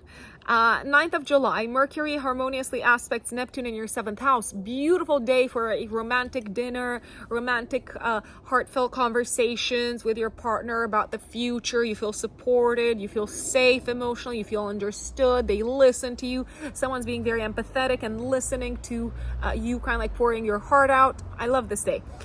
10th of July, Mars goes into your 1st house until the 27th of August. Mars is the ruler of your 8th house. Now, you could be feeling a little bit stressed over the next few weeks with Mars in your 1st house, my dear Virgos, because of something that has to do with loans, mortgages, debts, or investments, I'd say. You could also feel very kind of like motivated to accomplish something in this space, maybe to secure a loan, to secure a mortgage, to secure an investment. I wanna say, careful not to go into fights or conflicts with your partner over financial matters, because that is a possibility. You could be feeling hyperactive throughout this period, so you might want to work it out. You might want to go to the gym, but I would take it very easy on the 20th of July when Mars opposes Saturn, because you don't want to pull a muscle or like break a finger or like whatever if you're pushing yourselves too hard, Virgos, in the gym. You could be feeling very kind of like impatient and just wanting to get things out of the way as quickly as possible. And you could be feeling irritated and annoyed if people don't get what you're trying to say straight away throughout this period. 17th of July, 3 days before, 3 days after, there is a new moon happening in your 11th house, very nicely aspected to Neptune in the 7th house of relationships, and in opposition to Pluto in Capricorn in your 5th house. Now, this feels like a time when you're setting new goals together with a partner, my dear Virgos. You could also be joining a new group, a new organization. You could have something to share about your relationship sector, and maybe also about your children to your circle of friends. If you do have kids, your child could maybe kind of like change schools around this time, or you could be considering something along those lines. You could also feel, I'm gonna say, healed to a certain degree, and really looking forward to the future after some sort of heartbreak, for those of you who are I don't know, maybe kind of like not in a relationship. There could be a sense of really kind of like being ready to bury the past, and it feels like there's someone supporting you in your life to do this. It could be like a friend, it could be a therapist, it could be a combination of the aforementioned. It's a time to set new goals for the future. I wanna say, especially when it comes to what makes you feel safe and secure, and to ask yourselves, Virgos, who is here to support me unconditionally? That's the question. 23rd of July, Mercury will square Uranus in the 9th house. I do see some maybe frustration with, again, like traveling, maybe also with legal matters. There could be kind of like an unexpected element coming to your attention and saying, oh, you didn't file this document, or oh, you didn't file this, I don't know, like request, or you didn't file it in time. And you could be kind of like really annoyed and saying, but I filed it. Like, why do I have to like file it twice or something like that? It might just be easier to just roll with it and go ahead with it, and I don't know, give them what they want or what they're expecting of you, my dear Virgos. And last but not least, 20th of July all the way until the first week of October, Mercury will transit your first house in Virgo. Now, you know how you I'm gonna say from the 10th of July onwards, you might have felt like you have to do something about like an area connected with finances, shared resources, and you might have felt a little bit on edge. Mercury is coming in and saying, I've got the right solutions for you. I'm going to help you find solutions. I'm going to help you have a much sharper mind, a much clearer mind, a mind that sees where the issue is, a mind that sees exactly what steps you need to take in order to solve this problem. You are likely to feel very eloquent, so very well spoken throughout this entire period. And whatever fights your metaphorical fights or conflicts you're getting into, or debates you're getting into, you're probably going to win, especially if they're mental or intellectual or verbal debates. And I suppose that's a combination of all of the aforementioned. So Mercury is going to come in super, super, super handy, I dare say. My dear Libras, Libra suns and Libra risings, what does July look like for you?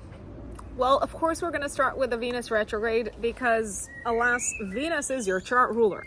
So Venus is going to be retrograde from the 22nd of July all the way until the 4th of September. It's going retrograde in your 11th house of goals for the future, friends, and once again, Venus is your chart ruler, as well as the ruler of your 8th house. So what's happening? What's cooking? First of all, I strongly recommend postponing. You obviously have free will. You don't need to do any of this, but I would strongly recommend postponing any sort of like goals that you had in mind that require intervention at a physical level. So if you were planning to change your looks, if you were planning to get, I don't know, fillers, or if you were planning to get a haircut or something like that, I would strongly recommend postponing that until after Venus is out of retrograde, or get it done beforehand. Get it done before, if you ask me, before the maybe like 20th, 21st, the latest. I say 20th, right? Because it may not necessarily turn out as expected if you do it during the retrograde. You might reevaluate your taste, your style, your aesthetic, your looks, your appearance, as a result of the people that you're interacting with. There's also a possibility that you might feel like, I don't know, people are like judging you a little bit differently in the groups of people that you're a part of based on your looks, and that could kind of like trigger a process of reconnecting with yourselves, Libras, and saying, okay, who am I? Who do I want to be in this group of people? There is a possibility that you may reconnect with friends from the past, with people who you have been in the same kind of like group, club, organization, who you have been part of the same kind of like group, club, and organization with. There is a possibility that old crises and issues that maybe cause tension amongst you and your friends, Libras, that might resurface. I think it's important to take a step back and to ask yourselves, Libras, throughout this period, what can I change? If I don't want to deal with the same issues, if I don't want to deal with the same thing, what can I change? What can I do differently? How can I come across differently? I wanna say. It could feel like some of your goals are put on hold for a little bit, or they are delayed because of the involvement with other people, my dear Libras, throughout this period. So if it's not in your hands, and if you depend on other people, sometimes like some things are just like not within your control. But it might be worth just kind of like double checking that you're on the same page with a business partner, for instance. If you're waiting for, I don't know, like a loan to be approved, I would maybe just call the bank kind of like employee, like the credits officer or whatever they're called, and just kind of like double check if they've got anything that they need from you that you haven't sent yet, or something like that.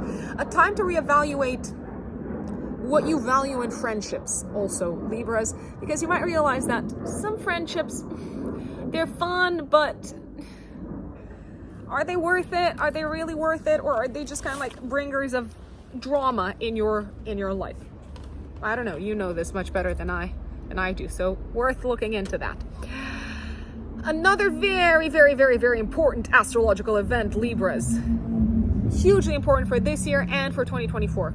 The nodal axis is changing signs. The nodal axis is the axis of fate and destiny. So brace yourselves, but in a good way, to see what life has in store for you. When it comes to relationships are probably going to experience significant growth as the North Node goes into Aries on the 18th of July until the 11th of January 2025. So relationships are the sector of your life that's going through a process of expansion. You might meet new people. You might have fated encounters, fated connections, fated partnerships. You might meet people that are very significant in terms of your life path and destiny, I wanna say. Existing relationships are probably going to be taken to the next level. It looks like they're going through a process of growth and expansion. Now, the South Node from the 18th of July until January of 2025 is going to transit your first house of the physical body and identity. It feels like you're shedding your skin like the snake. It feels like you are no longer, over the next year and a half, going to maybe resonate with the old you, your old sense of self. You might reevaluate your way of presenting yourself, your manner of presenting yourself. Even like personality wise, you might feel like, yeah, no, I don't feel good anymore, like to show up like this. I want to like step into a new me. That's very possible. Now, the challenging aspect about this is that temporarily you might be feeling a little bit lost in terms of who you are, who you want to be, and maybe even your life direction as a result of that. From a health-related perspective, you could be feeling a little bit depleted with the South Node in the first house, a little bit drained, a little bit tired, very possibly. So you may need to kind of like re-examine what you put into your body, how you treat your body, your relationship with your body, and say, okay, what are you missing? What are you lacking? What do you need more of? I dare say.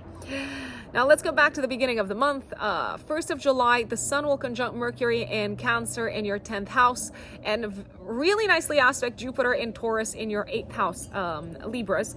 I like this. It feels like you're getting good news from work, maybe connected with a bonus, maybe connected with you having solved like an important crisis of some sorts, and you seem to be getting appreciation and like being like acknowledged and commended, possibly quite publicly, I'd say. If you're making any presentation publicly around this time, my dear Libras, it's probably going to be very, very, very well received, even if you are a little bit nervous about it, very likely. 2nd of July, Venus is squaring Uranus and Taurus in your 8th house. Some unexpected information coming to the surface about a friend, and maybe also like being taken aback, being taken by surprise, maybe not in such a nice way, by one of your friends. It almost feels like someone is giving you the cold shoulder in a way, and that really, really, really rubs you the wrong way. So you might reevaluate your relationship with them. 3rd of July, 3 days before, 3 days after, there's a full moon activating your house of home and living situation, and also your 10th house of public life. I love this. So I feel like some of you are going to be moving into a new home. I feel like some of you are kind of like finalizing something, an important project connected with your home life, connected with your property sector. Some of you could be receiving the approval for a mortgage. Some of you could be finding the house of your dreams. I feel like you're also maybe fixing something at home that has taken a while to get fixed. In any case, your efforts are being rewarded, my dear Libras. Some of you could also maybe receive a lump sum of money if you're selling a property, or if your parents are selling a property or something like that. They could kind of like gift you something. So you could be receiving a gift from family around this time also. It also feels like your work life is probably going to be changing because of what's happening in your home life and private life, but you're very happy with that. You seem to be super happy with that, I wanna say. And also this seems to be an important time for your parents. I feel like at least one of them is having like an important success, like an important victory, either health-wise or work-wise, Libras, or both. Why not both? You can have it all, as they say. I do believe that sometimes we can have it all. And this could be one of those times. 9th of July, you're very creative with kind of like ideas, visualizing things, using your imagination beautifully, brilliantly, I want to add, in a professional setup. Things are flowing very easily, very nicely, very smoothly. You could also be having like a very heart-to-heart conversation with someone in a work environment, and you are feeling much lighter emotionally, I would say. 10th of July, all the way until the 27th of August, Mars goes into your 12th house. Now, Mars is the ruler of your 7th house. I would be very careful here for someone trying to sabotage you. Now, you might be wondering, Rux, how could someone sabotage me? Well, someone who's like, they might not be on your radar as like an open enemy or adversary or opponent, but they could be a little bit stabbing you in your back, behind your back. Clearly, because it's all in the back, you can't see it. There's something here of a financial nature, I want to say. So there could be someone who has some sort of a financial interest, and because you're kind of like getting in the way, they're playing dirty. I wanna say, and they could be playing really dirty and really getting in your way, especially in a work environment. I want to say, and especially in terms of like accomplishing what you have set out to accomplish around the 20th of July. Maybe also the day before, the day after. You could be feeling like there's sort of like this invisible enemy getting in the way of you moving forward at work, especially around the 20th of July. Now, sometimes, and in particular around the 20th of July, I recommend breathing, taking a step back, and allowing the chips to fall wherever they may. Because if you do that on that day, you're probably going to win. Whatever's going on work-wise. Also, I would really like you to not push yourselves too much on the 20th of July and maybe the day before and the day after.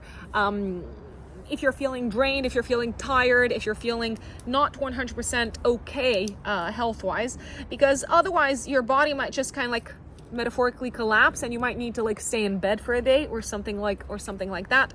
So it can be a little bit of a tricky day health-wise, the 20th of July. Your body seems to need rest, I will say. Generally, with Mars transiting your 12th house, careful who you work with, careful who you collaborate with. Not everyone is a friend, and if someone is kind of like being like a little bit critical, a little bit kind of like throwing, shade, I would take a step back and ask myself, maybe they're throwing bigger shade someplace else and really interfering with what you're looking to get done in your life. So do they deserve to be in your life? I don't know. That's completely up to you to decide.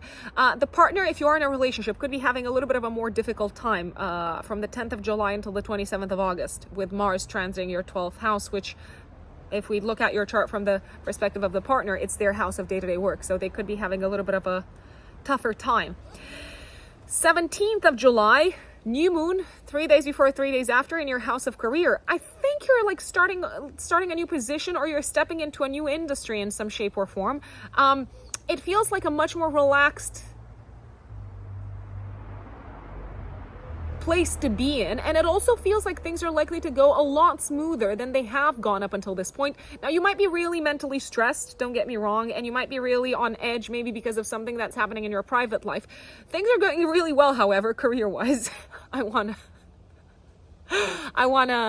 say, you may need to spend some more time away from home as a result of this new position professionally, or as a result of stepping into a different industry, possibly. That's a possibility.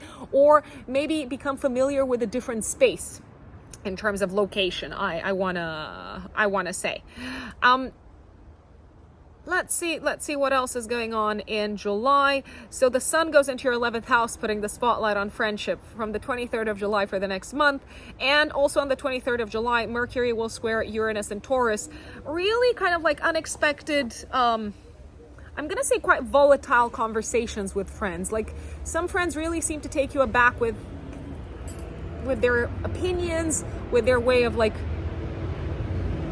looking at life, and it's not sitting well with you. It's genuinely not sitting well with you. Like, after a conversation that you might have around the 23rd, you could decide, you know what, I'm going to take a break from this friendship. I'm just going to not engage with these people for some time. 28th of July, all the way until the beginning of October, Mercury goes into your 12th house. So if there have been issues that you've been dealing with, but you couldn't really put your finger on them, it might actually feel like now Mercury is coming in to help and say, look here, dig here, talk to this person. So you're getting that sort of like help to understand what's been happening behind your back and what has been maybe sabotaging you, or who has been sabotaging you behind your back. My dear Scorpios, Scorpio suns and Scorpio risings, what does July have in store for you? We're going to start off with the changing of the guard, the nodal axis moving into Aries, Libra, and of course, Venus retrograde. Two huge events of the year, not just of July, of the year in general. So on the 18th of July, all the way until the 11th of January 2025, the North Node goes into your 6th house of day-to-day work and health, and the South Node in your 12th house in Libra. Over the next year and a half, you're probably going to step into a new work setup, maybe get a new job, and feel like destiny, life, fate is pushing you in the direction of mastering new skills, new ways of being of service to others, maybe working with different teams, different groups of people, and really kind of like being open to growing professionally, maybe in a direction that feels different, I'd say. Will it require courage? Precisely, absolutely, 100%. Will it put you kind of like face to face maybe with some of your fears? 100%. Will you feel like you have to act boldly in this sort of like new work direction? Yes. This is also a time when you are asked to revisit your health habits, your health related habits, or maybe the habits that have been sabotaging you health wise, and to like start off some sort of a new health routine. It might very well involve a different type of movement or more movement on a day-to-day basis. So it's the time to like set up a new routine, set up a new schedule on a day-to-day basis, say, okay, I want to be healthier. What do I need to do? What sort of action do I need to take? And you are supported by the cosmos in this direction.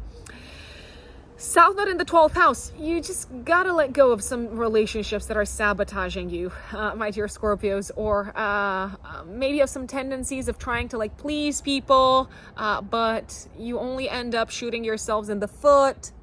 So release fears, release kind of like maybe an addiction to something or to someone. I will say, and this is not the time to be a hermit in any shape or form. You are asked to get out of your bubble, get out of your escape room, get out of a place where you felt kind of like cocooned and safe. But no, it's time to go out there, get stuff done, work on your health, learn new skills, maybe step into a new job or a new team at least, and be very, very active, Scorpios. Just putting it out there. Venus is going to be retrograde in your house of career in Leo from the 22nd of July until the 4th of September. The last time when this happened was 8 years ago, 25th of July until the 6th of September 2015. What sort of delays did you deal with career-wise 8 years ago, Scorpios? What sort of work relationships did you have to reevaluate? How did your interactions with bosses or people in positions of authority change? How did your relationship status change or evolve? You are asked to reevaluate this year during the Venus retrograde, maybe in a similar manner, archetypally, symbolically speaking, because obviously life does not repeat itself in the exact same way.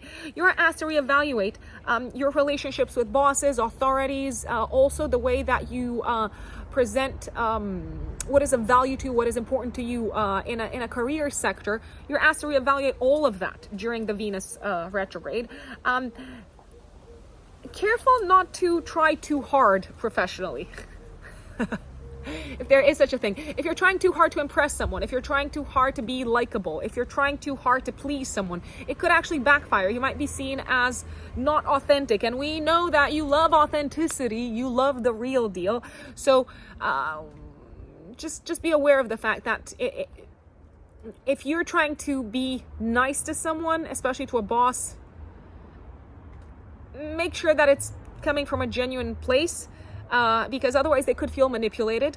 You could experience a little bit of a delay in maybe stepping up into a new position career-wise, or maybe if your boss promised you something professionally, it could feel like, oh, this is postponed until the autumn here in the Northern Hemisphere. So if you're experiencing some delays, I wouldn't see it as the end of the world. I would see it as a delay, I want to say. You could hear back from someone that you've worked with in the past, maybe a boss. They could have a new job offer for you. If you can stall, if you can maybe delay giving them a response, why not? Why not? Now, I'm not going to say don't take the job 100%. I'm not going to say that. But it might be worth kind of like really sitting down and investigating whether there are certain kind of like hidden clauses or hidden aspects that you're not aware of straight away that might make your job turn into something that you did not think it would be. And those aspects would come to the surface in September after the end, maybe also October, when the shadow period is over. So yeah, like professional contracts, I will put it out there. Some of them might be very tempting, but maybe not all of them what they appear to be during the Venus retrograde. I do believe that your partner could also experience some maybe like delays or frustration or some challenges in relationships with parents throughout this period. And you might also need to reevaluate how you present a certain relationship to the world. So I don't know, if you're in a situationship, could be the time to take a step back and ask yourselves, Scorpios, am I okay with this situationship? Or do I want to have a different status relationship-wise out into the world? And if that's the case, then you've got some interesting conversations on your plate with your partner coming up your way. Let's go back to the beginning of the month. So 1st of July, the Sun conjuncts Mercury in your 9th house, and it's nicely aspecting Jupiter and Taurus in the 7th house of relationships. I like this. It feels like you're either traveling with a partner or making plans to travel. You could be enjoying a night out at the museum, at the restaurant. It feels like you're having maybe some deep kind of like philosophical conversations. You feel enriched. Your perspective feels enriched through the interaction with a partner. Your perspective could also feel enriched upon life through the interaction with a counselor, a guide, an astrologer. 7th house, one-to-one interactions, right? You could also be discussing the legal aspects of a professional collaboration.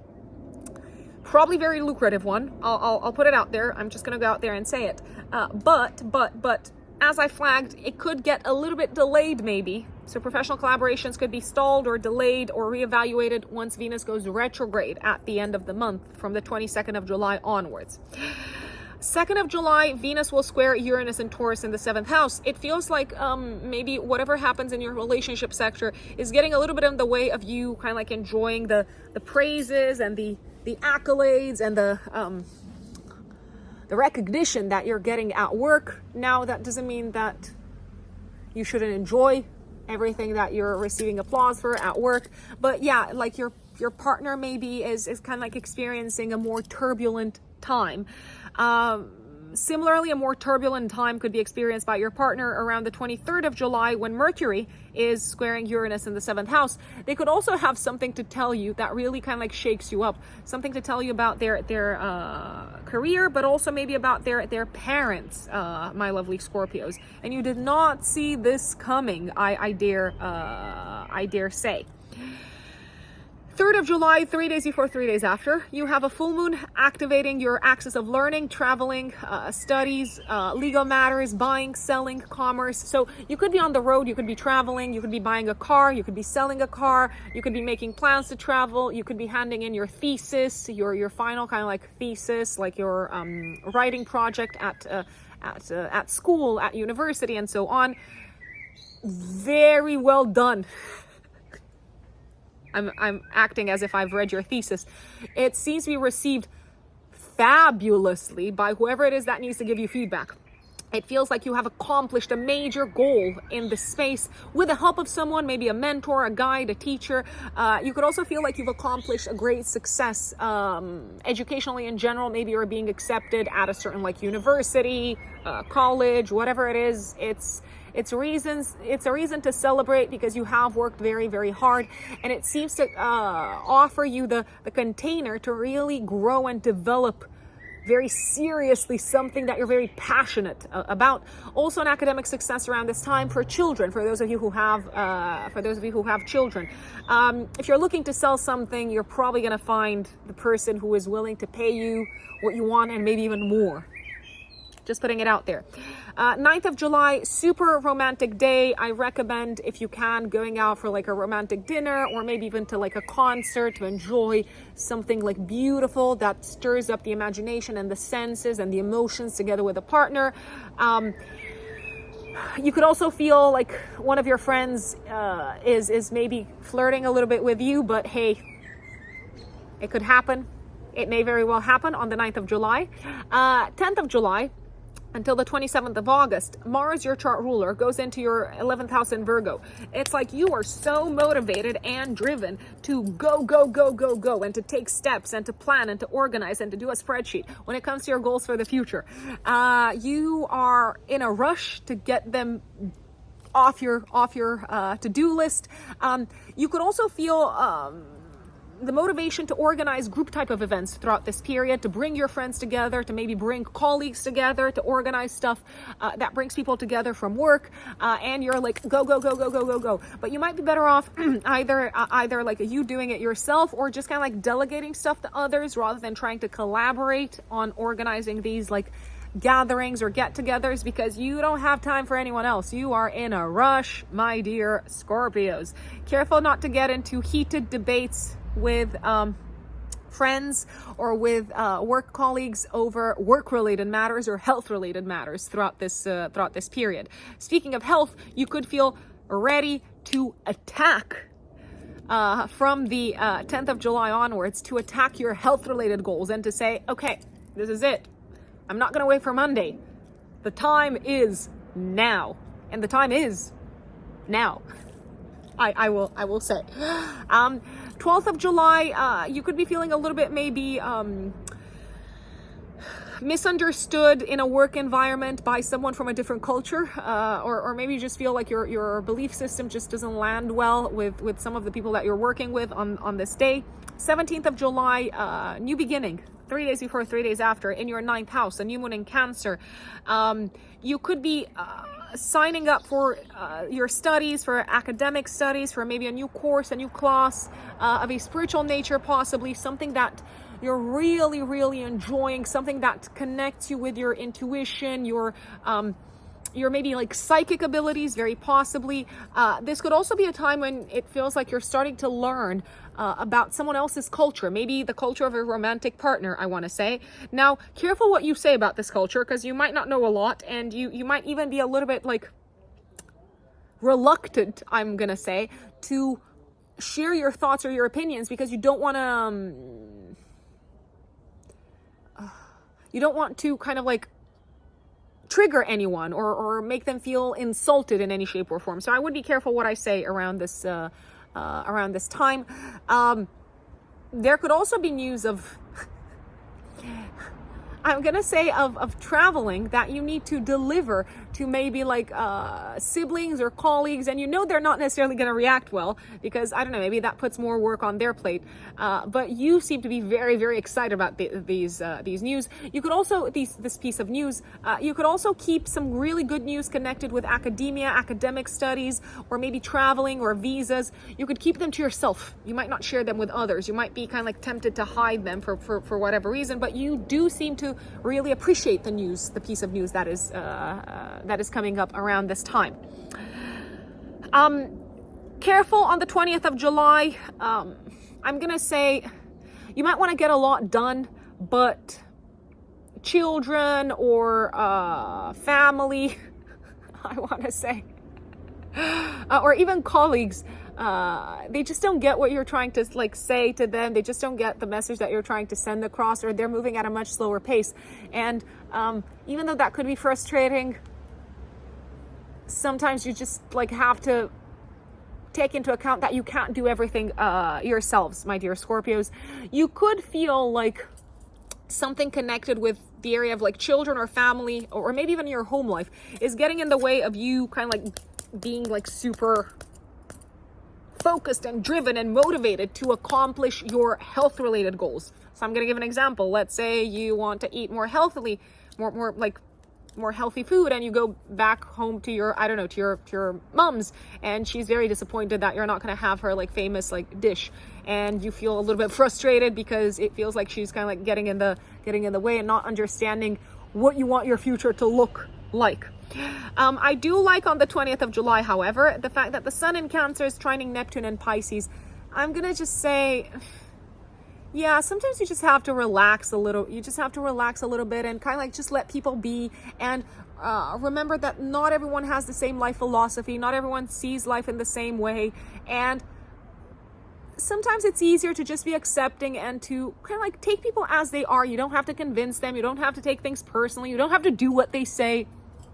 A little bit of softness seems to help. 23rd of July, the Sun goes into Leo in your house of career. So again, the spotlight is very much for the next month on your career sector and on your public life and on how you show up in the world. Someone could say something that makes you feel a little bit triggered around this time. It could be a boss. It could be someone that you consider maybe like an opponent or an adversary, I want to say. But that could motivate you even further to kind of like accomplish your goals, especially professionally and when it comes to your image and your reputation out into the world. 28th of July until the beginning of October, Mercury goes into Virgo in your 11th house. So it feels like if you've been a little bit kind of like struggling to find ways to like organize events and bring people together, and maybe also if you've been struggling a little bit with getting organized mentally on how to accomplish your goals, Mercury is coming in to help. And it's saying, I'm going to give you the mental clarity. I'm going to help you find solutions. I'm going to help you see where the problem is and what sort of like small tweaks you need to make. You are probably going to feel very motivated to like share your thoughts, your views, and your opinions with your friends, with your communities, with the groups of people that you're a part of throughout this entire period. And sometimes you could be quite forceful about it. You could be like, it is like this because I say it is like this. But the thing is, with Mercury and Virgo, you probably will have the facts to prove that you are right. Putting it out there. My dear Sagittarius, Sagittarius suns and Sagittarius risings. What does July look like for you? Well. We're going to start off with, of course, the Venus retrograde and the North Node moving into Aries, Sagittarians. Now, Venus is going to go retrograde on the 22nd of July all the way until the 4th of September. This is going to happen in your 9th house. I do recommend, first and foremost, looking back at the following period. 8 years ago, between the 25th of July until the 6th of September, Venus went retrograde in the same part of your chart. Ask yourselves, Sagittarians, if you remember, or you can go through your archives, you can go through your emails. Ask yourselves what was going on in terms of traveling, in terms of visas, in terms of your education, in terms of maybe passports, or maybe even legal matters, so matters that involved a court of law. What was going on at the time, 8 years ago? Did you experience any delays delays? Did you experience any frustrations in any shape or form? If you were traveling, did anything not really go exactly as you expected it to travel? Or maybe did you like fight with your partner whilst you were traveling? Because that's also a possibility. So essentially, Sagittarians, this year from the 22nd of July all the way until the 4th of September, you could experience some delays or having to redo something when it comes to your academic situation, when it comes to maybe you applying for like a visa or like a new passport or something of this nature. You might need to revisit some legal documents. You might need to get back in touch with your advisor, with your consultant on this front. You could, however, also make use of this retrograde very nicely by revisiting places that you have traveled to in the past. Venus for you is the ruler of your 6th house and of your 11th house. So there is a possibility that you could travel for work again with maybe some colleagues or some friends that you've traveled in the past. You could go to like another office that you traveled to in the past work-wise, Sagittarius. You may want to revisit any documents connected with your work and maybe connected with your legal status. I'm thinking of, again, passports, visas, contractual agreements in general that are related to your work may need to be revisited, and you might want to get like a second opinion if there's something that you feel like, this isn't exactly what I expected it to be, this doesn't look too good. So you might want to reach out to an advisor, an attorney, a solicitor, something like that. You could also travel together with old friends or to see old friends. Once again, I wanna say you may also reevaluate your life philosophy when it comes to relationships, Sagittarians, especially relationships with friends and relationships with colleagues and co-workers. Now, if you are traveling, I strongly recommend throughout this period to get health insurance. Better safe than sorry. Just putting it out there. You might not need it, but yeah. If this resonates with you, then I do recommend getting it. Now, the North Node is going to enter Aries in your 5th house until the 11th of January 2025, and the South Node will go into Libra, into your 11th house, Sagittarians. First of all, look back at the following period. December 2004 until June 2006. How did your romantic life, how did maybe your creative projects evolve almost like 19 years ago? You are likely to experience similar themes in terms of growth, expansion, and evolution. Once again, from the 18th of July of this year until the beginning of 2025. The North Node tells us this is where you need to focus and grow, and this is where you need to like pump things up and ramp them up. So you could say that you are likely to experience a surge in creative inspiration over the next year and a half, Sagittarians. It may feel like groups, clubs, communities, and even friendships take a little bit of a step back in terms of importance in your life. That doesn't mean that you're gonna break up with friends or anything like that, but it might just feel like, yeah, you know what, I'm just gonna focus on my creative projects and also on what makes you happy. Now, if there are any of you who are looking to get pregnant, I do want to caveat this very, very heavily. So the North Node is an energy of growth and expansion, and it's also a very kind of like fated energy. So over the next year and a half, you could say that you are supported in getting pregnant. However, it has to be, this theme has to be supported by other transits, by other forecasting techniques. So in and of itself, it may not necessarily be sufficient to predict pregnancy. If you've been feeling like you want to focus more on what makes you happy and on what brings you joy, Sagittarians, you're in luck, because you are gonna have the opportunity to do so over the next year and a half. It's important to come back to yourself and to what makes you individually happy, Sagittarians. You might even discover a new hobby, very possibly, very, very likely. Also, over the next year and a half, there is a chance that some friends might move, or you might say goodbye to some friends, not because there's anything wrong, but just because maybe they are not necessarily as prominent in your life as they used to be. Now let's go back to the beginning of the month, and I know some people are like really not enjoying the fact that I'm jumping around when it comes to the astrology of July, but the Venus retrograde and the North Node going into Aries are two of the most significant events of the year, so we had to address them first and foremost, folks. 1st of July, the Sun will conjunct Mercury in Cancer in your 8th house, and it will sextile Jupiter in Taurus in your 6th house of day-to-day work. I feel like you are coming up with some sort of creative solution to maybe, I'm thinking, solve some sort of crisis or problem at work. This could also be a day when you hear some really good news connected with bonuses, bonuses from work, especially. You could receive some sort of like lump sum of money, maybe from work. It might not necessarily be a bonus. It could be a commission, or you could take steps in order to secure this, and you do seem to be quite happy. You might also feel like you are in the process of overcoming some sort of health-related crisis around this time. 2nd of July, Venus will square Uranus in your 6th house. I feel like maybe your travel plans, or maybe plans to study something, or to be active out into the world, maybe together with friends, maybe to go to the theater or something like that. I feel like these are thwarted by some sort of unexpected event at work, so you might need to like put out a fire, as they say, and then go about your merry way. 3rd of July, 3 days before, 3 days after, there's a full moon activating your financial axis. It is a very, very, very nicely aspected full moon, Sagittarians. It's harmoniously aspecting Jupiter and Saturn. So I like this full moon because it feels like you are getting paid sufficiently. You're getting paid a lot by the looks of it. It could be that a major project at work is paying off. It could be that you're getting the raise that you were hoping for. It could also be that something that you've been working on from home, like a personal project, is paying off financially in a really impressive way.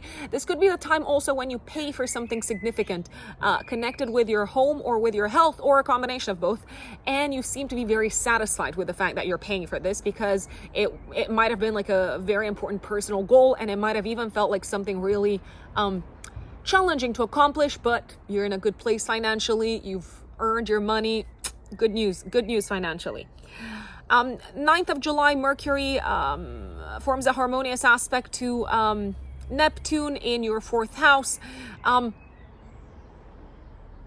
I like this. It feels like you may have like an important kind of like heart-to-heart conversation with a family member, and this is very healing for you. 10th of July until the 27th of August, Mars goes into your 10th house of career. You are probably going to put a lot of energy into advancing professionally over the next, 6 weeks, roughly. You may be more assertive in a professional environment. You may feel inspired to initiate something, to start off something new, maybe a creative project.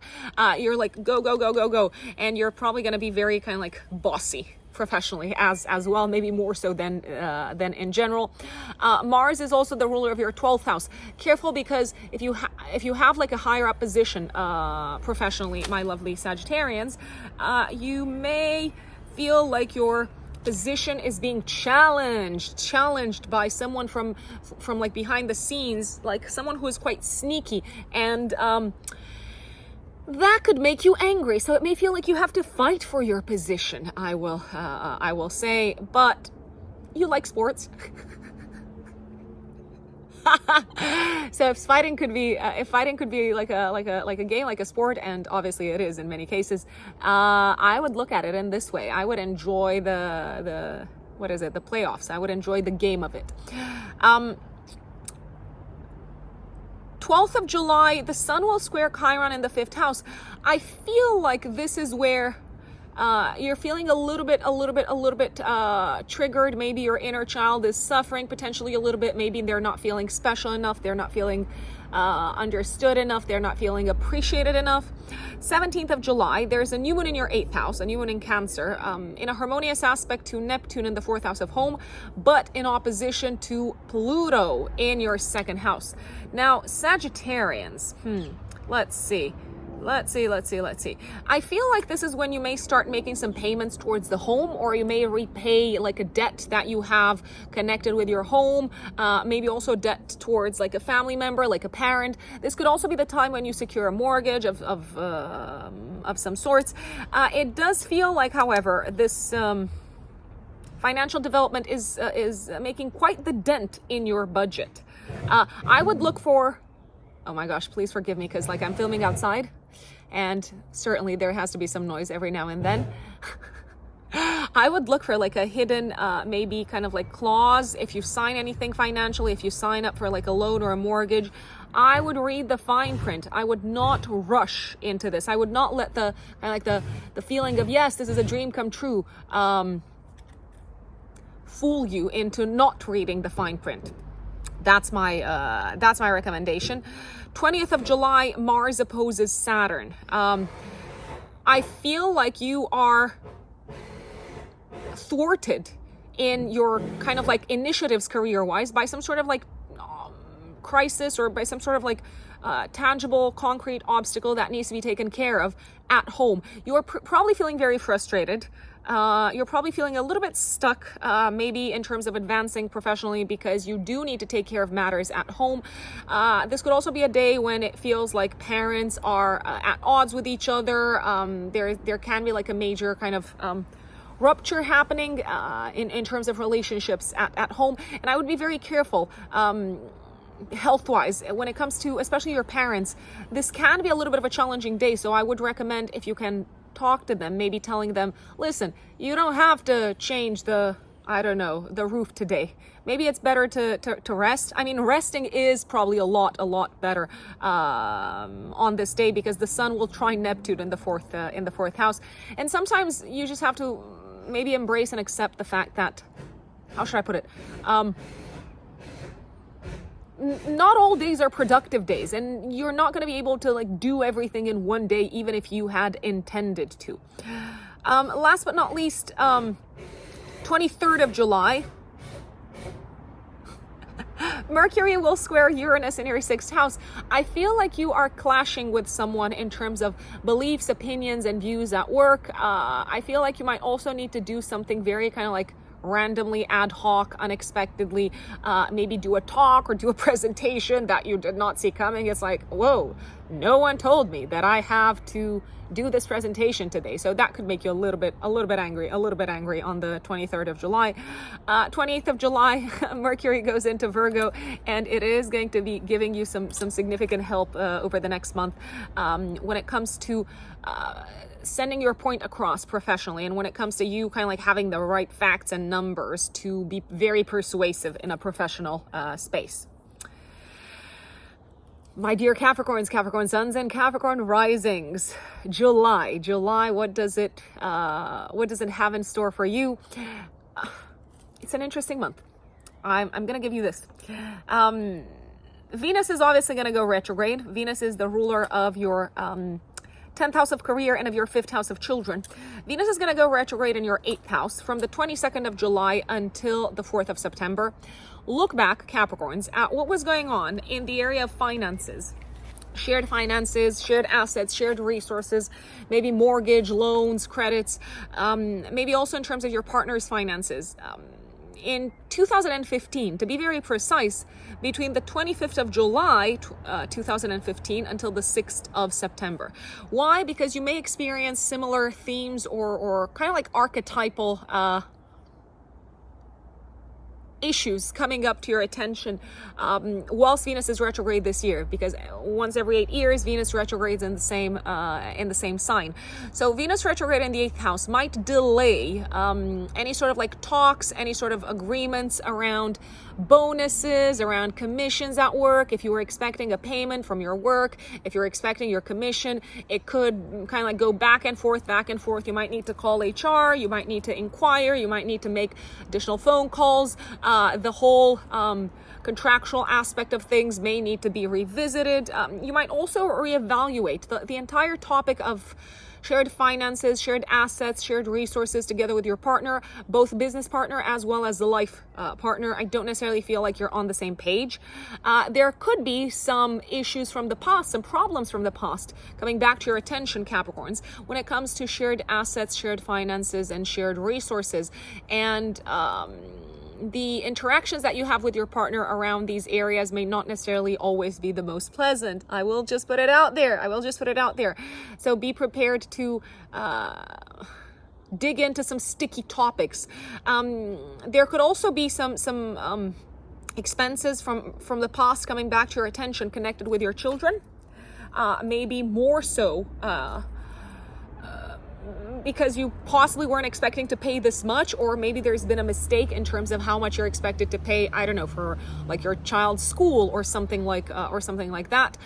Revisiting budgets, especially connected with children, but maybe also connected with your passions and hobbies, is a major theme. And sometimes that could be a little bit of a bummer. You might say, oh, but I used to spend this much money on playing, I don't know, tennis, and now I need to like play less tennis because finances are kind of like in a little bit of a trickier place. The other possibility, however, is the following. If you were thinking of reaching out to old clients, old bosses, and seeing if there's any opportunity for collaboration there, I would certainly recommend doing this because it might turn out well this time. But only if you've thought about doing this in the past, only if it's an idea that crossed your mind in the past. If it's a new thing, I wouldn't necessarily recommend starting off a new collaboration. I mean, if you do, it's not a problem, but you might just need to revisit the terms, especially financial terms, once the retrograde is over, my lovely Capricorn. So now you know. Now you know. The North Node. The North Node is going into Aries in your 4th house of home on the 18th of July until the 11th of January 2025. And the South Node is going into your 10th house of career. Look back 19 years ago, roughly, 19 years ago, Capricorns, between December 2004 until June 2006, how did your family life, home life, and living situation evolve? Because it is likely to evolve in a similar manner. Obviously, it's not going to be the same because you're not the same person anymore. It is likely to evolve in a similar manner this year, so from July of this year until January of 2025.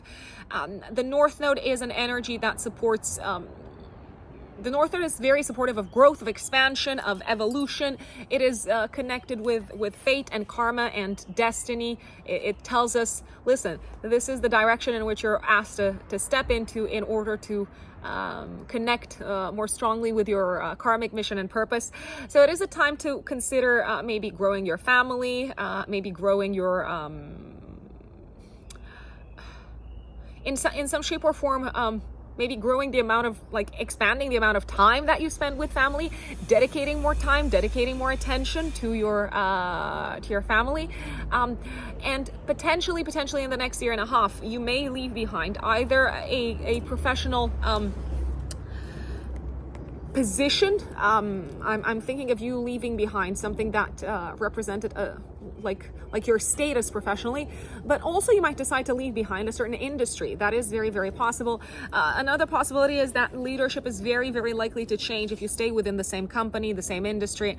Leadership is likely to change dramatically over the next year and a half. So kind of like the vision for the company is probably going to look like a completely different vision in 2025. There is a very high chance, people do relocate with the transiting North Node moving through the 4th house. So there may be a possibility for you to move someplace else, to move into a different home, different space.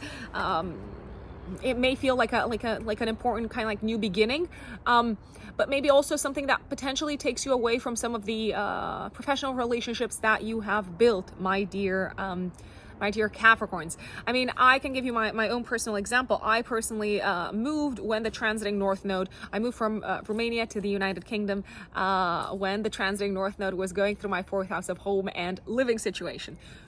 So I'm speaking from experience here.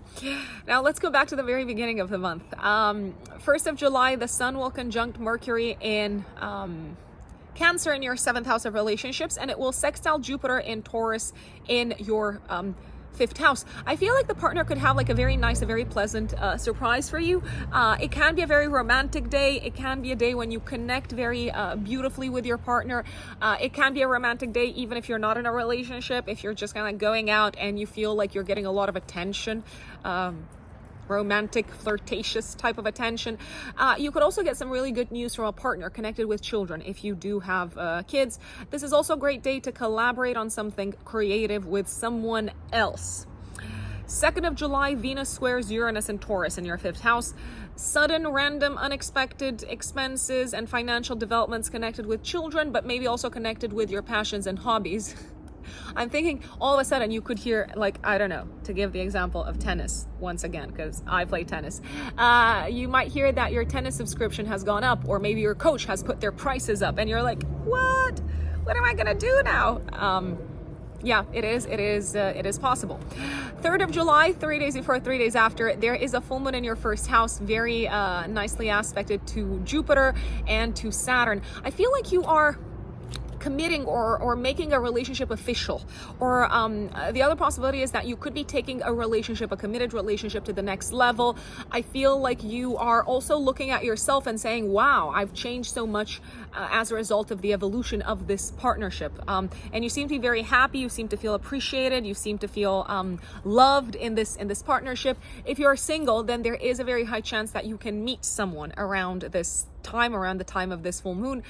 You might also agree on a very important collaboration, something that pays very well professionally around this time, my dear Capricorns. In any case, it does look like you've got something to celebrate when it comes to partnerships, either a professional partnership or a romantic partnership, or both. Why not both? It doesn't have to be one or the other. It could be absolutely both. This is one of the most beautiful full moons astrological events, because it is the full moon in Capricorn. One of the most beautiful astrological events of the year for you, Capricorns. And I'm not saying that lightly. I do want to put it out there. You could also have some important conversations with partners around children. Maybe reaching some sort of long-term agreement that you're both happy with. I like it. 9th of July, also Mercury in the 7th house, nicely aspects Neptune in your 3rd house of communication. This could be the time when you feel really heard and understood by a partner.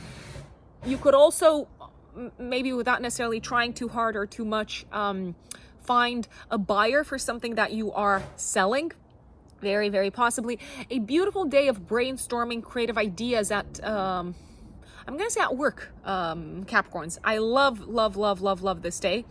10th of July until the 27th of August. Mars enters Virgo in your 9th house. Mars for you, let's see, is the ruler of your house of home and living situation. It is also the ruler of your 11th house of friends and groups of people and plans for the future. It feels like you're going to put a lot of energy into maybe legal matters that have something to do with home, property, real estate. You could also be putting a lot of energy into maybe organizing a trip with family members, or kind of like planning the trip and moving in that direction. I would be careful on the 10th of July. It feels like you're being very combative, especially on this day, about making your point heard in your relationship sector, and you could be very kind of like sure that your way is the only right way, which obviously is never, it's very rarely true. So you might come across like too strong and too combative when it comes to your beliefs and your life philosophy. Ask yourselves, Capricorns, is there something that you're not seeing? Also, until the 27th of August, it feels like you are super active in accomplishing one of your goals academically, or when it comes to legal matters. So I don't know if you need to apply for something, a visa or something like that. You might be like I need to get this done when, now, super, super fast. Speaking of super fast, on the 20th of July, you could be quite frustrated because things are not moving very fast academically, or when it comes to travel matters, legal matters, contractual matters, anything that involves exams, writing projects. That's because Mars is going to oppose Saturn and Pisces. You might even need to change your travel plans if you did have any travel plans around this time. And if you are on the road, I would recommend taking it slowly. If you ask me, this could be a day when you just have to embrace the fact that sometimes things don't move at the speed that you would like them to move. You could have a very powerful ideological clash with a friend also at this point in time. It does feel, however, like someone in your life around the 20th of July comes in and maybe kind of shares a perspective that makes you feel like, okay, I get it. Makes you kind of gives you a little bit of peace of mind. I wanna say, Capricorns. 17th of July, 3 days before, 3 days after, there's a new one in your 7th house of relationships. The beginning of a new partnership, the beginning of a new relationship, maybe also a new beginning for your partner if you are already in a partnership. This new moon is really nicely aspected to Neptune, but it's in opposition to Pluto in your 1st house. If you are entering into a new relationship or a business partnership, is there something that you're hiding from your partner? I don't know. I feel like you might be hiding something from your partner, Capricorns. Is it worth you hiding this? Are you afraid? Are you ashamed? What is it? What's the deal? That's the number one question. Honesty is probably going to go a long way.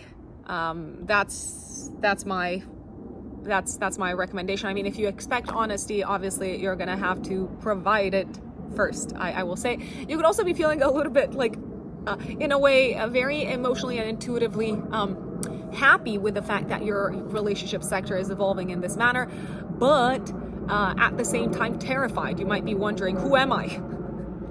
And how have I changed? I have changed so much. Very possibly, very possibly. 23rd of July, the sun goes into your 8th house. So again, it puts the spotlight very, very, very much on shared resources, intimacy, shared finances. That may be front and center of your mind and focus for the next month. Investments as well are probably going to be top of mind over the next month or so.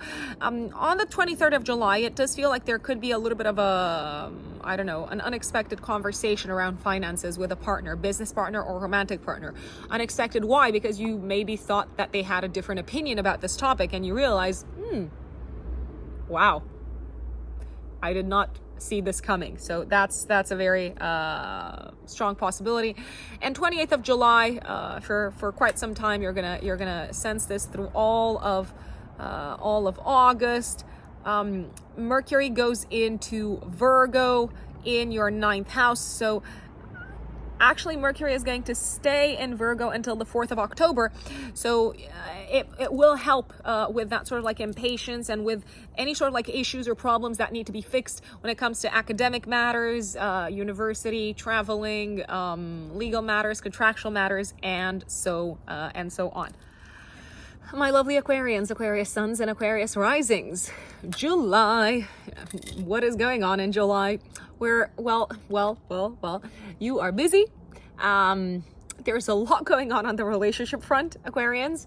You're busy at work and with your relationship sector.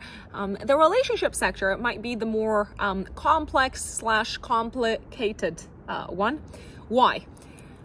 Complicated doesn't necessarily mean bad, but it does mean complicated, right? Because things are not necessarily moving as straightforward as you would like them to move. Venus, planet of love, enjoyment, fun, relationships in general, collaboration. Venus is the ruler of your house of home and of your 9th house of belief systems, as well as traveling, exploration, and so on. Venus is going to be retrograde in your house of relationships from the 22nd of July until the 4th of September. you might revisit your relationship sector, something that you had agreed upon, especially when it comes to your home, family, and living situation. But also when it comes to maybe traveling or any kind of like travel plans that you had, you might need to revisit that. You may find that your partner isn't exactly on the same page with you anymore, or you might feel like actually you've changed your mind when it comes to, I don't know, some of these topics. Maybe you thought you would get I don't know, a certain house, you would buy a certain house, or you would move to a different house, or maybe you had agreed on doing like renovation work in a certain way, and now you're like, that doesn't work for me. The partner could say the same thing. It's like, no, we have to postpone this. We have to like delay this. And indeed, you might need to delay any sort of like traveling or any sort of like work done around the house or any plans connected with your living situation because of something that's happening in your relationship sector, where you have to take a step back and kind of like move a little bit more cautiously and say, okay, are we on the same page? How is this actually going to work? How is this going to function? Because it doesn't seem to be functioning business as usual. Exes could come up 100%. Yes. Venus retrograde in the 7th house. I'm like, yes, this is the classic call of the ghost from the past. Your entire relationship sector may not be as straightforward as it used to be. And you could realize that there's maybe also an ideological kind of difference between you and your partner. So you need to sit down and discuss about that. Life philosophy, folks, ideology is super, super, super, super important because along with our values, it undermines so much of what we do in life, how we act, what sort of decisions we take. I do think there's something as kind of like having too much fun and fun that goes kind of like a little bit wrong with Venus in Leo in the 7th house. So I wouldn't overdo it with the parties, the partying, stuff like that, or maybe just kind of like check with your partner. Are you okay with us attending all of these social events? Because they might not be. If you had just kind of like recently started a romantic relationship, it might stall. It might be put on pause or on hold. That's certainly a possibility. And you could also have some sort of like old topics coming back to your attention when it comes to relationships with family members. And I do believe that they might need, how should we say, they might need to be revisited. Maybe you're not exactly on the same page anymore, or maybe you've got like new information to bring to the table, and that kind of like changes the dynamic. I wanna say. Another very important event that's coming up in July is the North Node going into your 3rd house, my dear Aquarians, in Aries until the 11th of January 2025, and the South Node going into your 9th house in Libra. The last time when this happened was between December 2004 and June 2006. If you can, go back in time, do this exercise, Aquarians, and ask yourselves, how did I evolve from an educational perspective throughout this period? Did I experience any sort of like important trips, journeys, adventures, or something like that? Did I let go of some old kind of like beliefs in some shape or form? Did something come to an end from a legal perspective? That's also possible. So essentially, over the next year and a half, Aquarians, you are asked to really dial up the level of energy and intensity that you put into your education, but especially education of a practical nature that can be applied in a day-to-day setup on a day-to-day basis. So this is not the time for theory necessarily that is just kind of like pure abstract concepts. No, this is the time to say, okay, I'm gonna learn how to work in Photoshop, or I'm gonna learn how to do video editing, or I'm gonna learn how to drive, or something of this nature. Speaking of driving, you might get a new car over the next year and a half. Very possibly you might change your mode of transportation, and also over the next year and a half you may say goodbye to some old teachers, mentors, because you no longer resonate with them, or because you are closing up an academic chapter. Your spiritual beliefs are likely to evolve also, and in what sense? Some of them might really no longer speak to you, especially when it comes to interacting with others, when it comes to maybe maintaining the peace, pleasing others, compromises, and so on. Maybe a little bit less long distance travel and a little bit more short distance travel over the next year and a half. That doesn't mean that if you travel long distance it's not going to be okay, but it might feel like there's a lot of like short trips that you need to take with a north node in the third house. Let's go back to the very beginning of the month, Aquarians. 1st of July, the Sun conjuncts Mercury in your 6th house of day-to-day work. And it's very nicely aspecting Jupiter in your 4th house of home and living situation. I feel like you are working very successfully on something from home. It could be something of a professional nature. You could also be finding a solution on how to repair, how to fix something connected with your home and living situation. And it may be a colleague that helps you or someone from work that helps you in this particular instance. Also probably very good news around this time. I don't know if you were expecting them, but good news connected with one of your parents' health. Very, very, very, very likely. I also feel like you're maybe inspired to make a plan about something that you want to accomplish home and family wise around this day, Aquarius, and the inspiration is really, really high, I'd say. 2nd of July, Venus squares Uranus. Okay, so Venus is in your 7th house of relationships. Aquarians, my dear Aquarians. Let's see.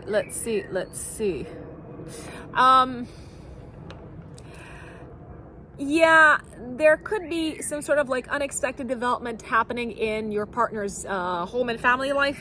Maybe they all of a sudden tell you, oh gosh, I gotta travel across, I don't know, the country to go see my mom because, I don't know, something fell apart in their home or something like that. I feel like some sort of disruptive element at home is maybe keeping you from enjoying a nice, smooth, calm, maybe a romantic situation with your partner. I want to say something beautiful could also break around the house. I don't know, I'm thinking of a vase or like a beautiful object. It could fall apart. It's possible. Careful, like Uranus likes to break stuff. So I just wanted to put that on your radar. 3rd of July, 3 days before, 3 days after, there is a full moon activating your 12th house and your 6th house, what we call the axis of service and health. I feel like you are completing a work project or maybe even a work chapter. Some of you could be saying goodbye to a job, but it also has to be supported by other transits and forecasting techniques. So in and of itself, it's not sufficient to show this. But I do feel like you can relax after having done really, really good work in a way. It also feels like this is a time to rest, I want to say, and to look after your mental health in particular. You could also feel ready to let go of something that has been maybe weighing quite heavily on your chest, connected with the evolution of your work sector. I feel like you could also be saying goodbye to maybe like a team work-wise, which is a possibility, but in a way you seem to be very at peace with it. You could also be maybe going on holiday, going on vacation around this time, and maybe this is done together with family members, or maybe you're just planning to spend your holiday or your vacation at home in the comfort and the coziness of your home. I wanna say. If you're waiting for some sort of like job offer, it could come around this time, but I don't feel like you're starting work straight away. You could say yes to the job offer, but you might postpone the start date. 9th of July, really productive day at work, especially when it comes to creative projects and maybe to creative like brainstorms. It almost feels like a situation solves itself by you being gentle and having faith and just kind of like being kind to people. 10th of July, Mars goes into Virgo in your 8th house until the 27th of August. And this is an interesting time because it may feel like you are asked to really quickly take care of matters connected with debts, loans, investments, mortgages. Careful not to be rash in these aspects. So especially, I want to say around the 20th of July, maybe a day before and a day after, I wouldn't necessarily rush into making a payment, because maybe it's not the right time, or maybe you're going to be worse off financially if you jump into things. There is a chance.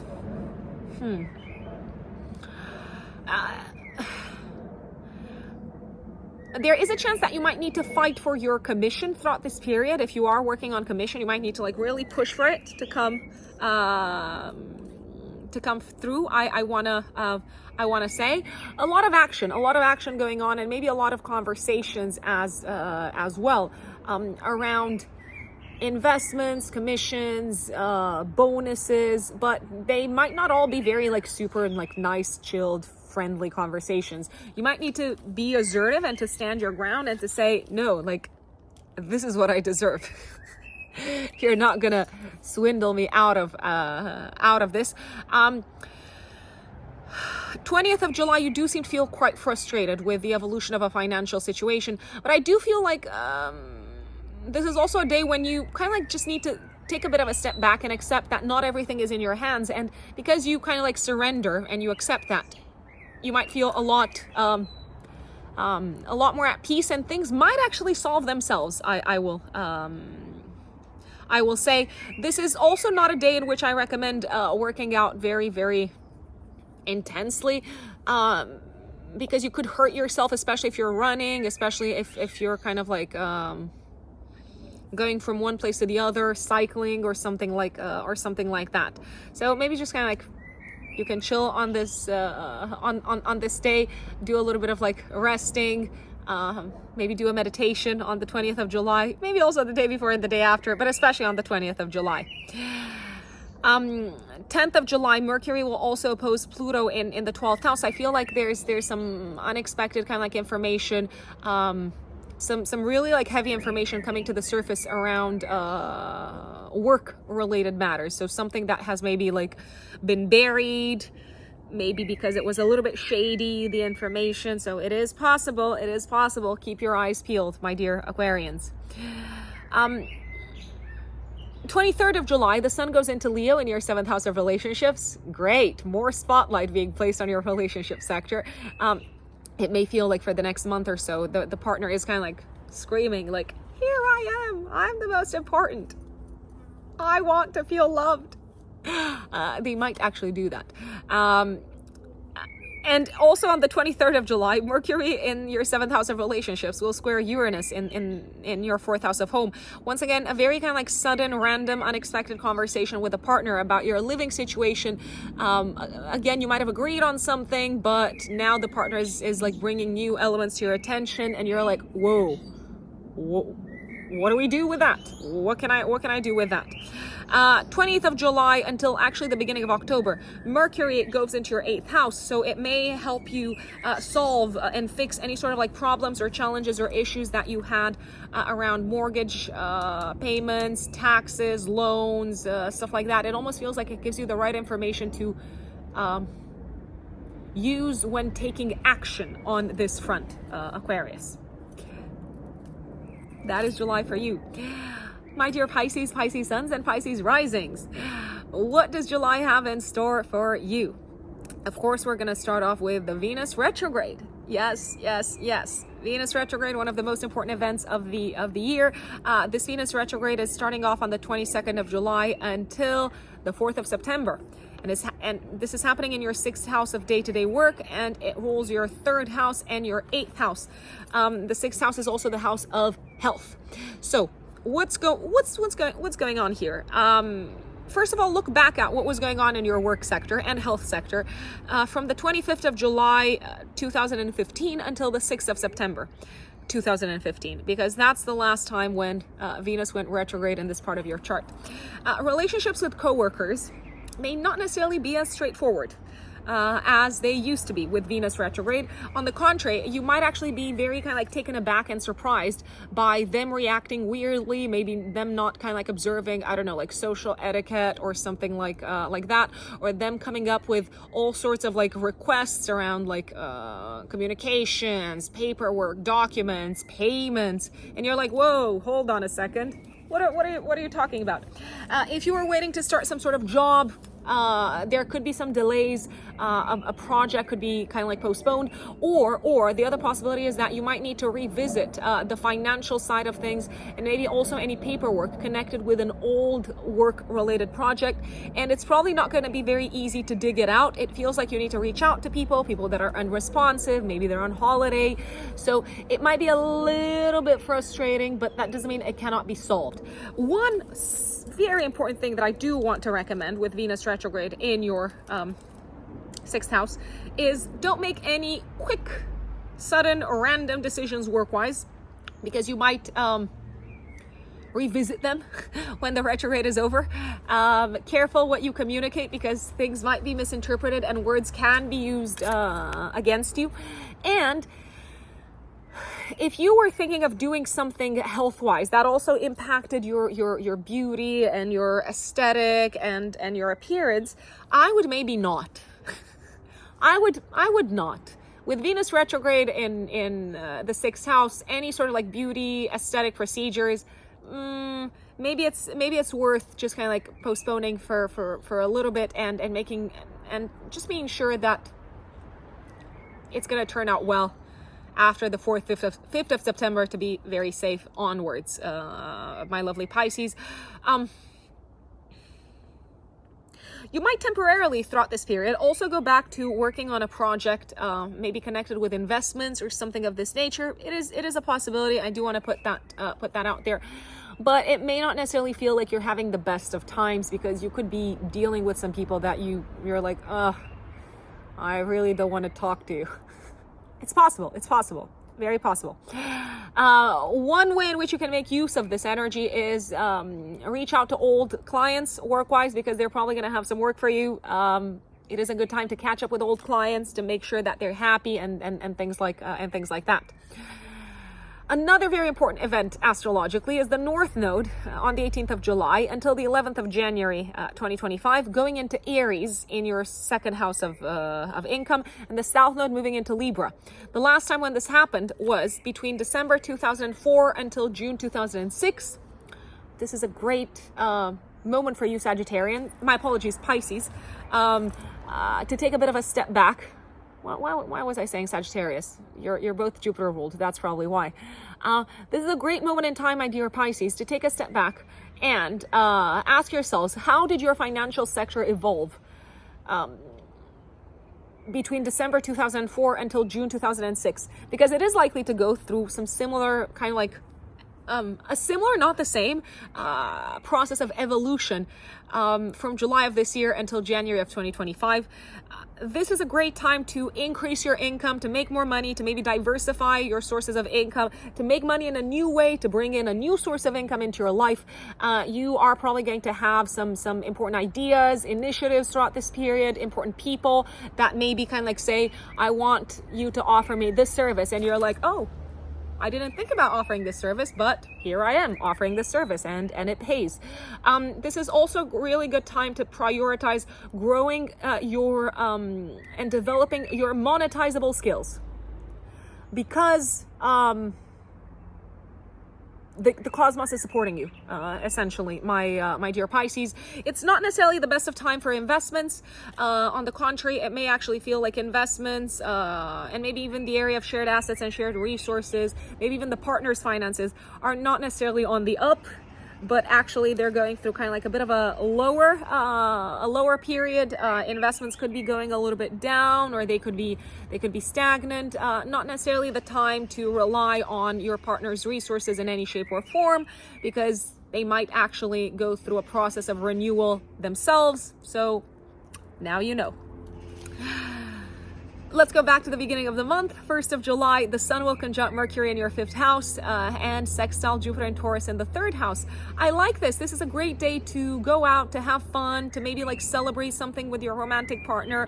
You're having some really kind of like soul-nourishing conversations with your romantic partner. A great day to also spend time with your kids if you've got children, and if you have any sort of creative projects that you need to write.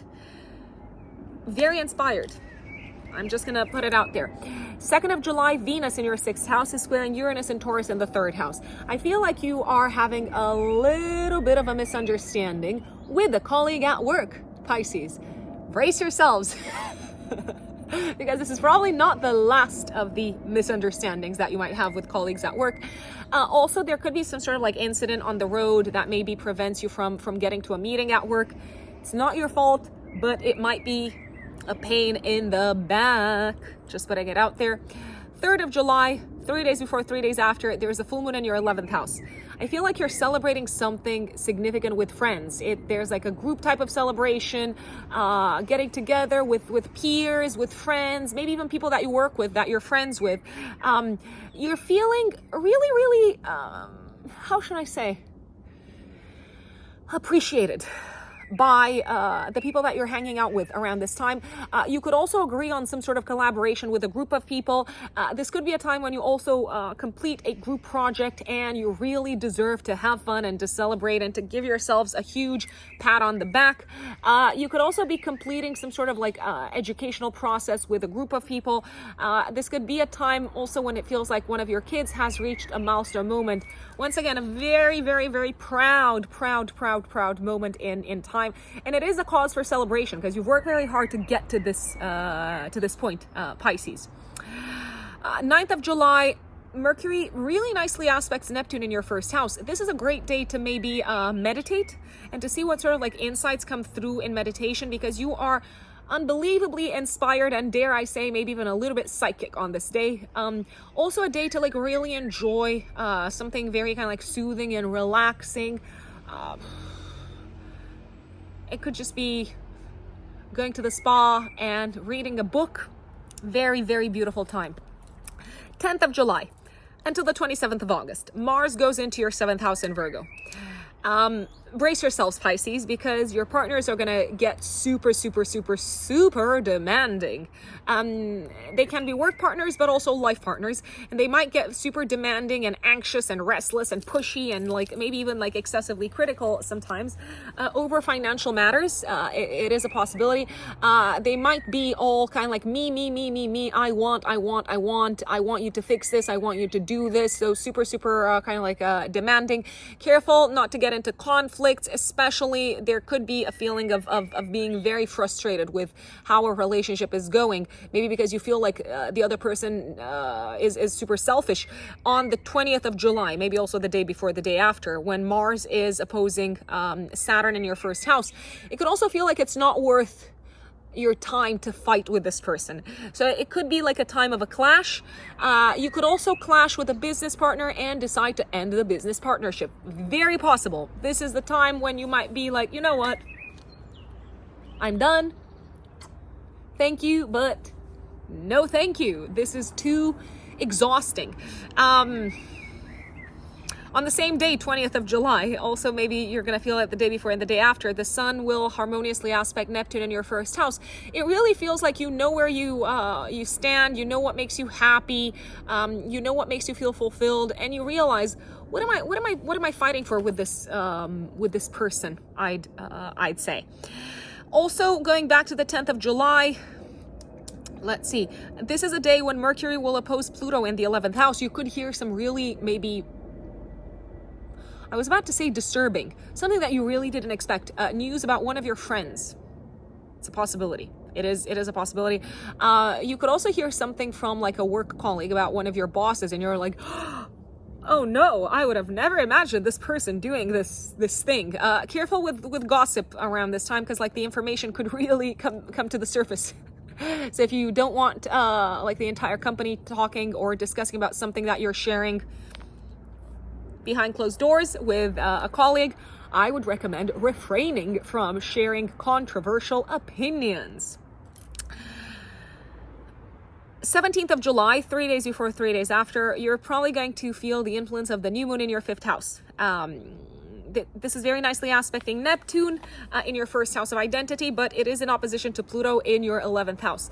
This could be a time when you start working on a new creative project. It could be a time when you start to maybe develop a new passion or a new hobby, something that really makes you feel at peace. It could be something of a mystical nature or of a spiritual nature, or maybe something also very, very creative, but really something that helps you feel calm and connected with something beyond the 3D material reality. It could also feel like a time when you start developing a new type of relationship with one of your children, a more kind of like subtle, calming, accepting relationship.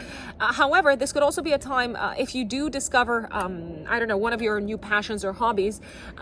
It could be a time when you decide to keep this to yourself rather than sharing it with your peers or with the group of people that you are a part of. I'd say, because they may have some really strong opinions about this, and you just don't want to hear it. You don't want them to ruin your zen.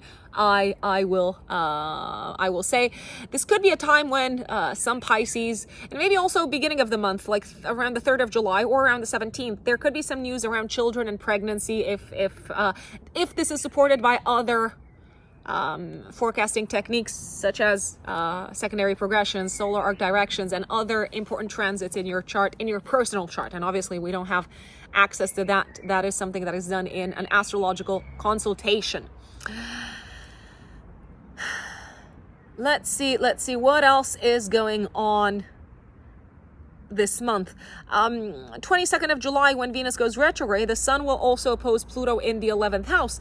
It feels like you really need to keep something to yourself, maybe in terms of a new kind of like routine, a new set of like rituals that you kind of like enjoy engaging in. You need to keep this to yourself because maybe colleagues from work are not going to get it, or they might be like, oh my gosh, what are you doing? This is crazy, or something like that. 23rd of July, the Sun goes into your 6th house of day-to-day work and health. So the focus is going to be for the next month very much on work and health matters, and you're going to be very busy, Pisces, I want to say.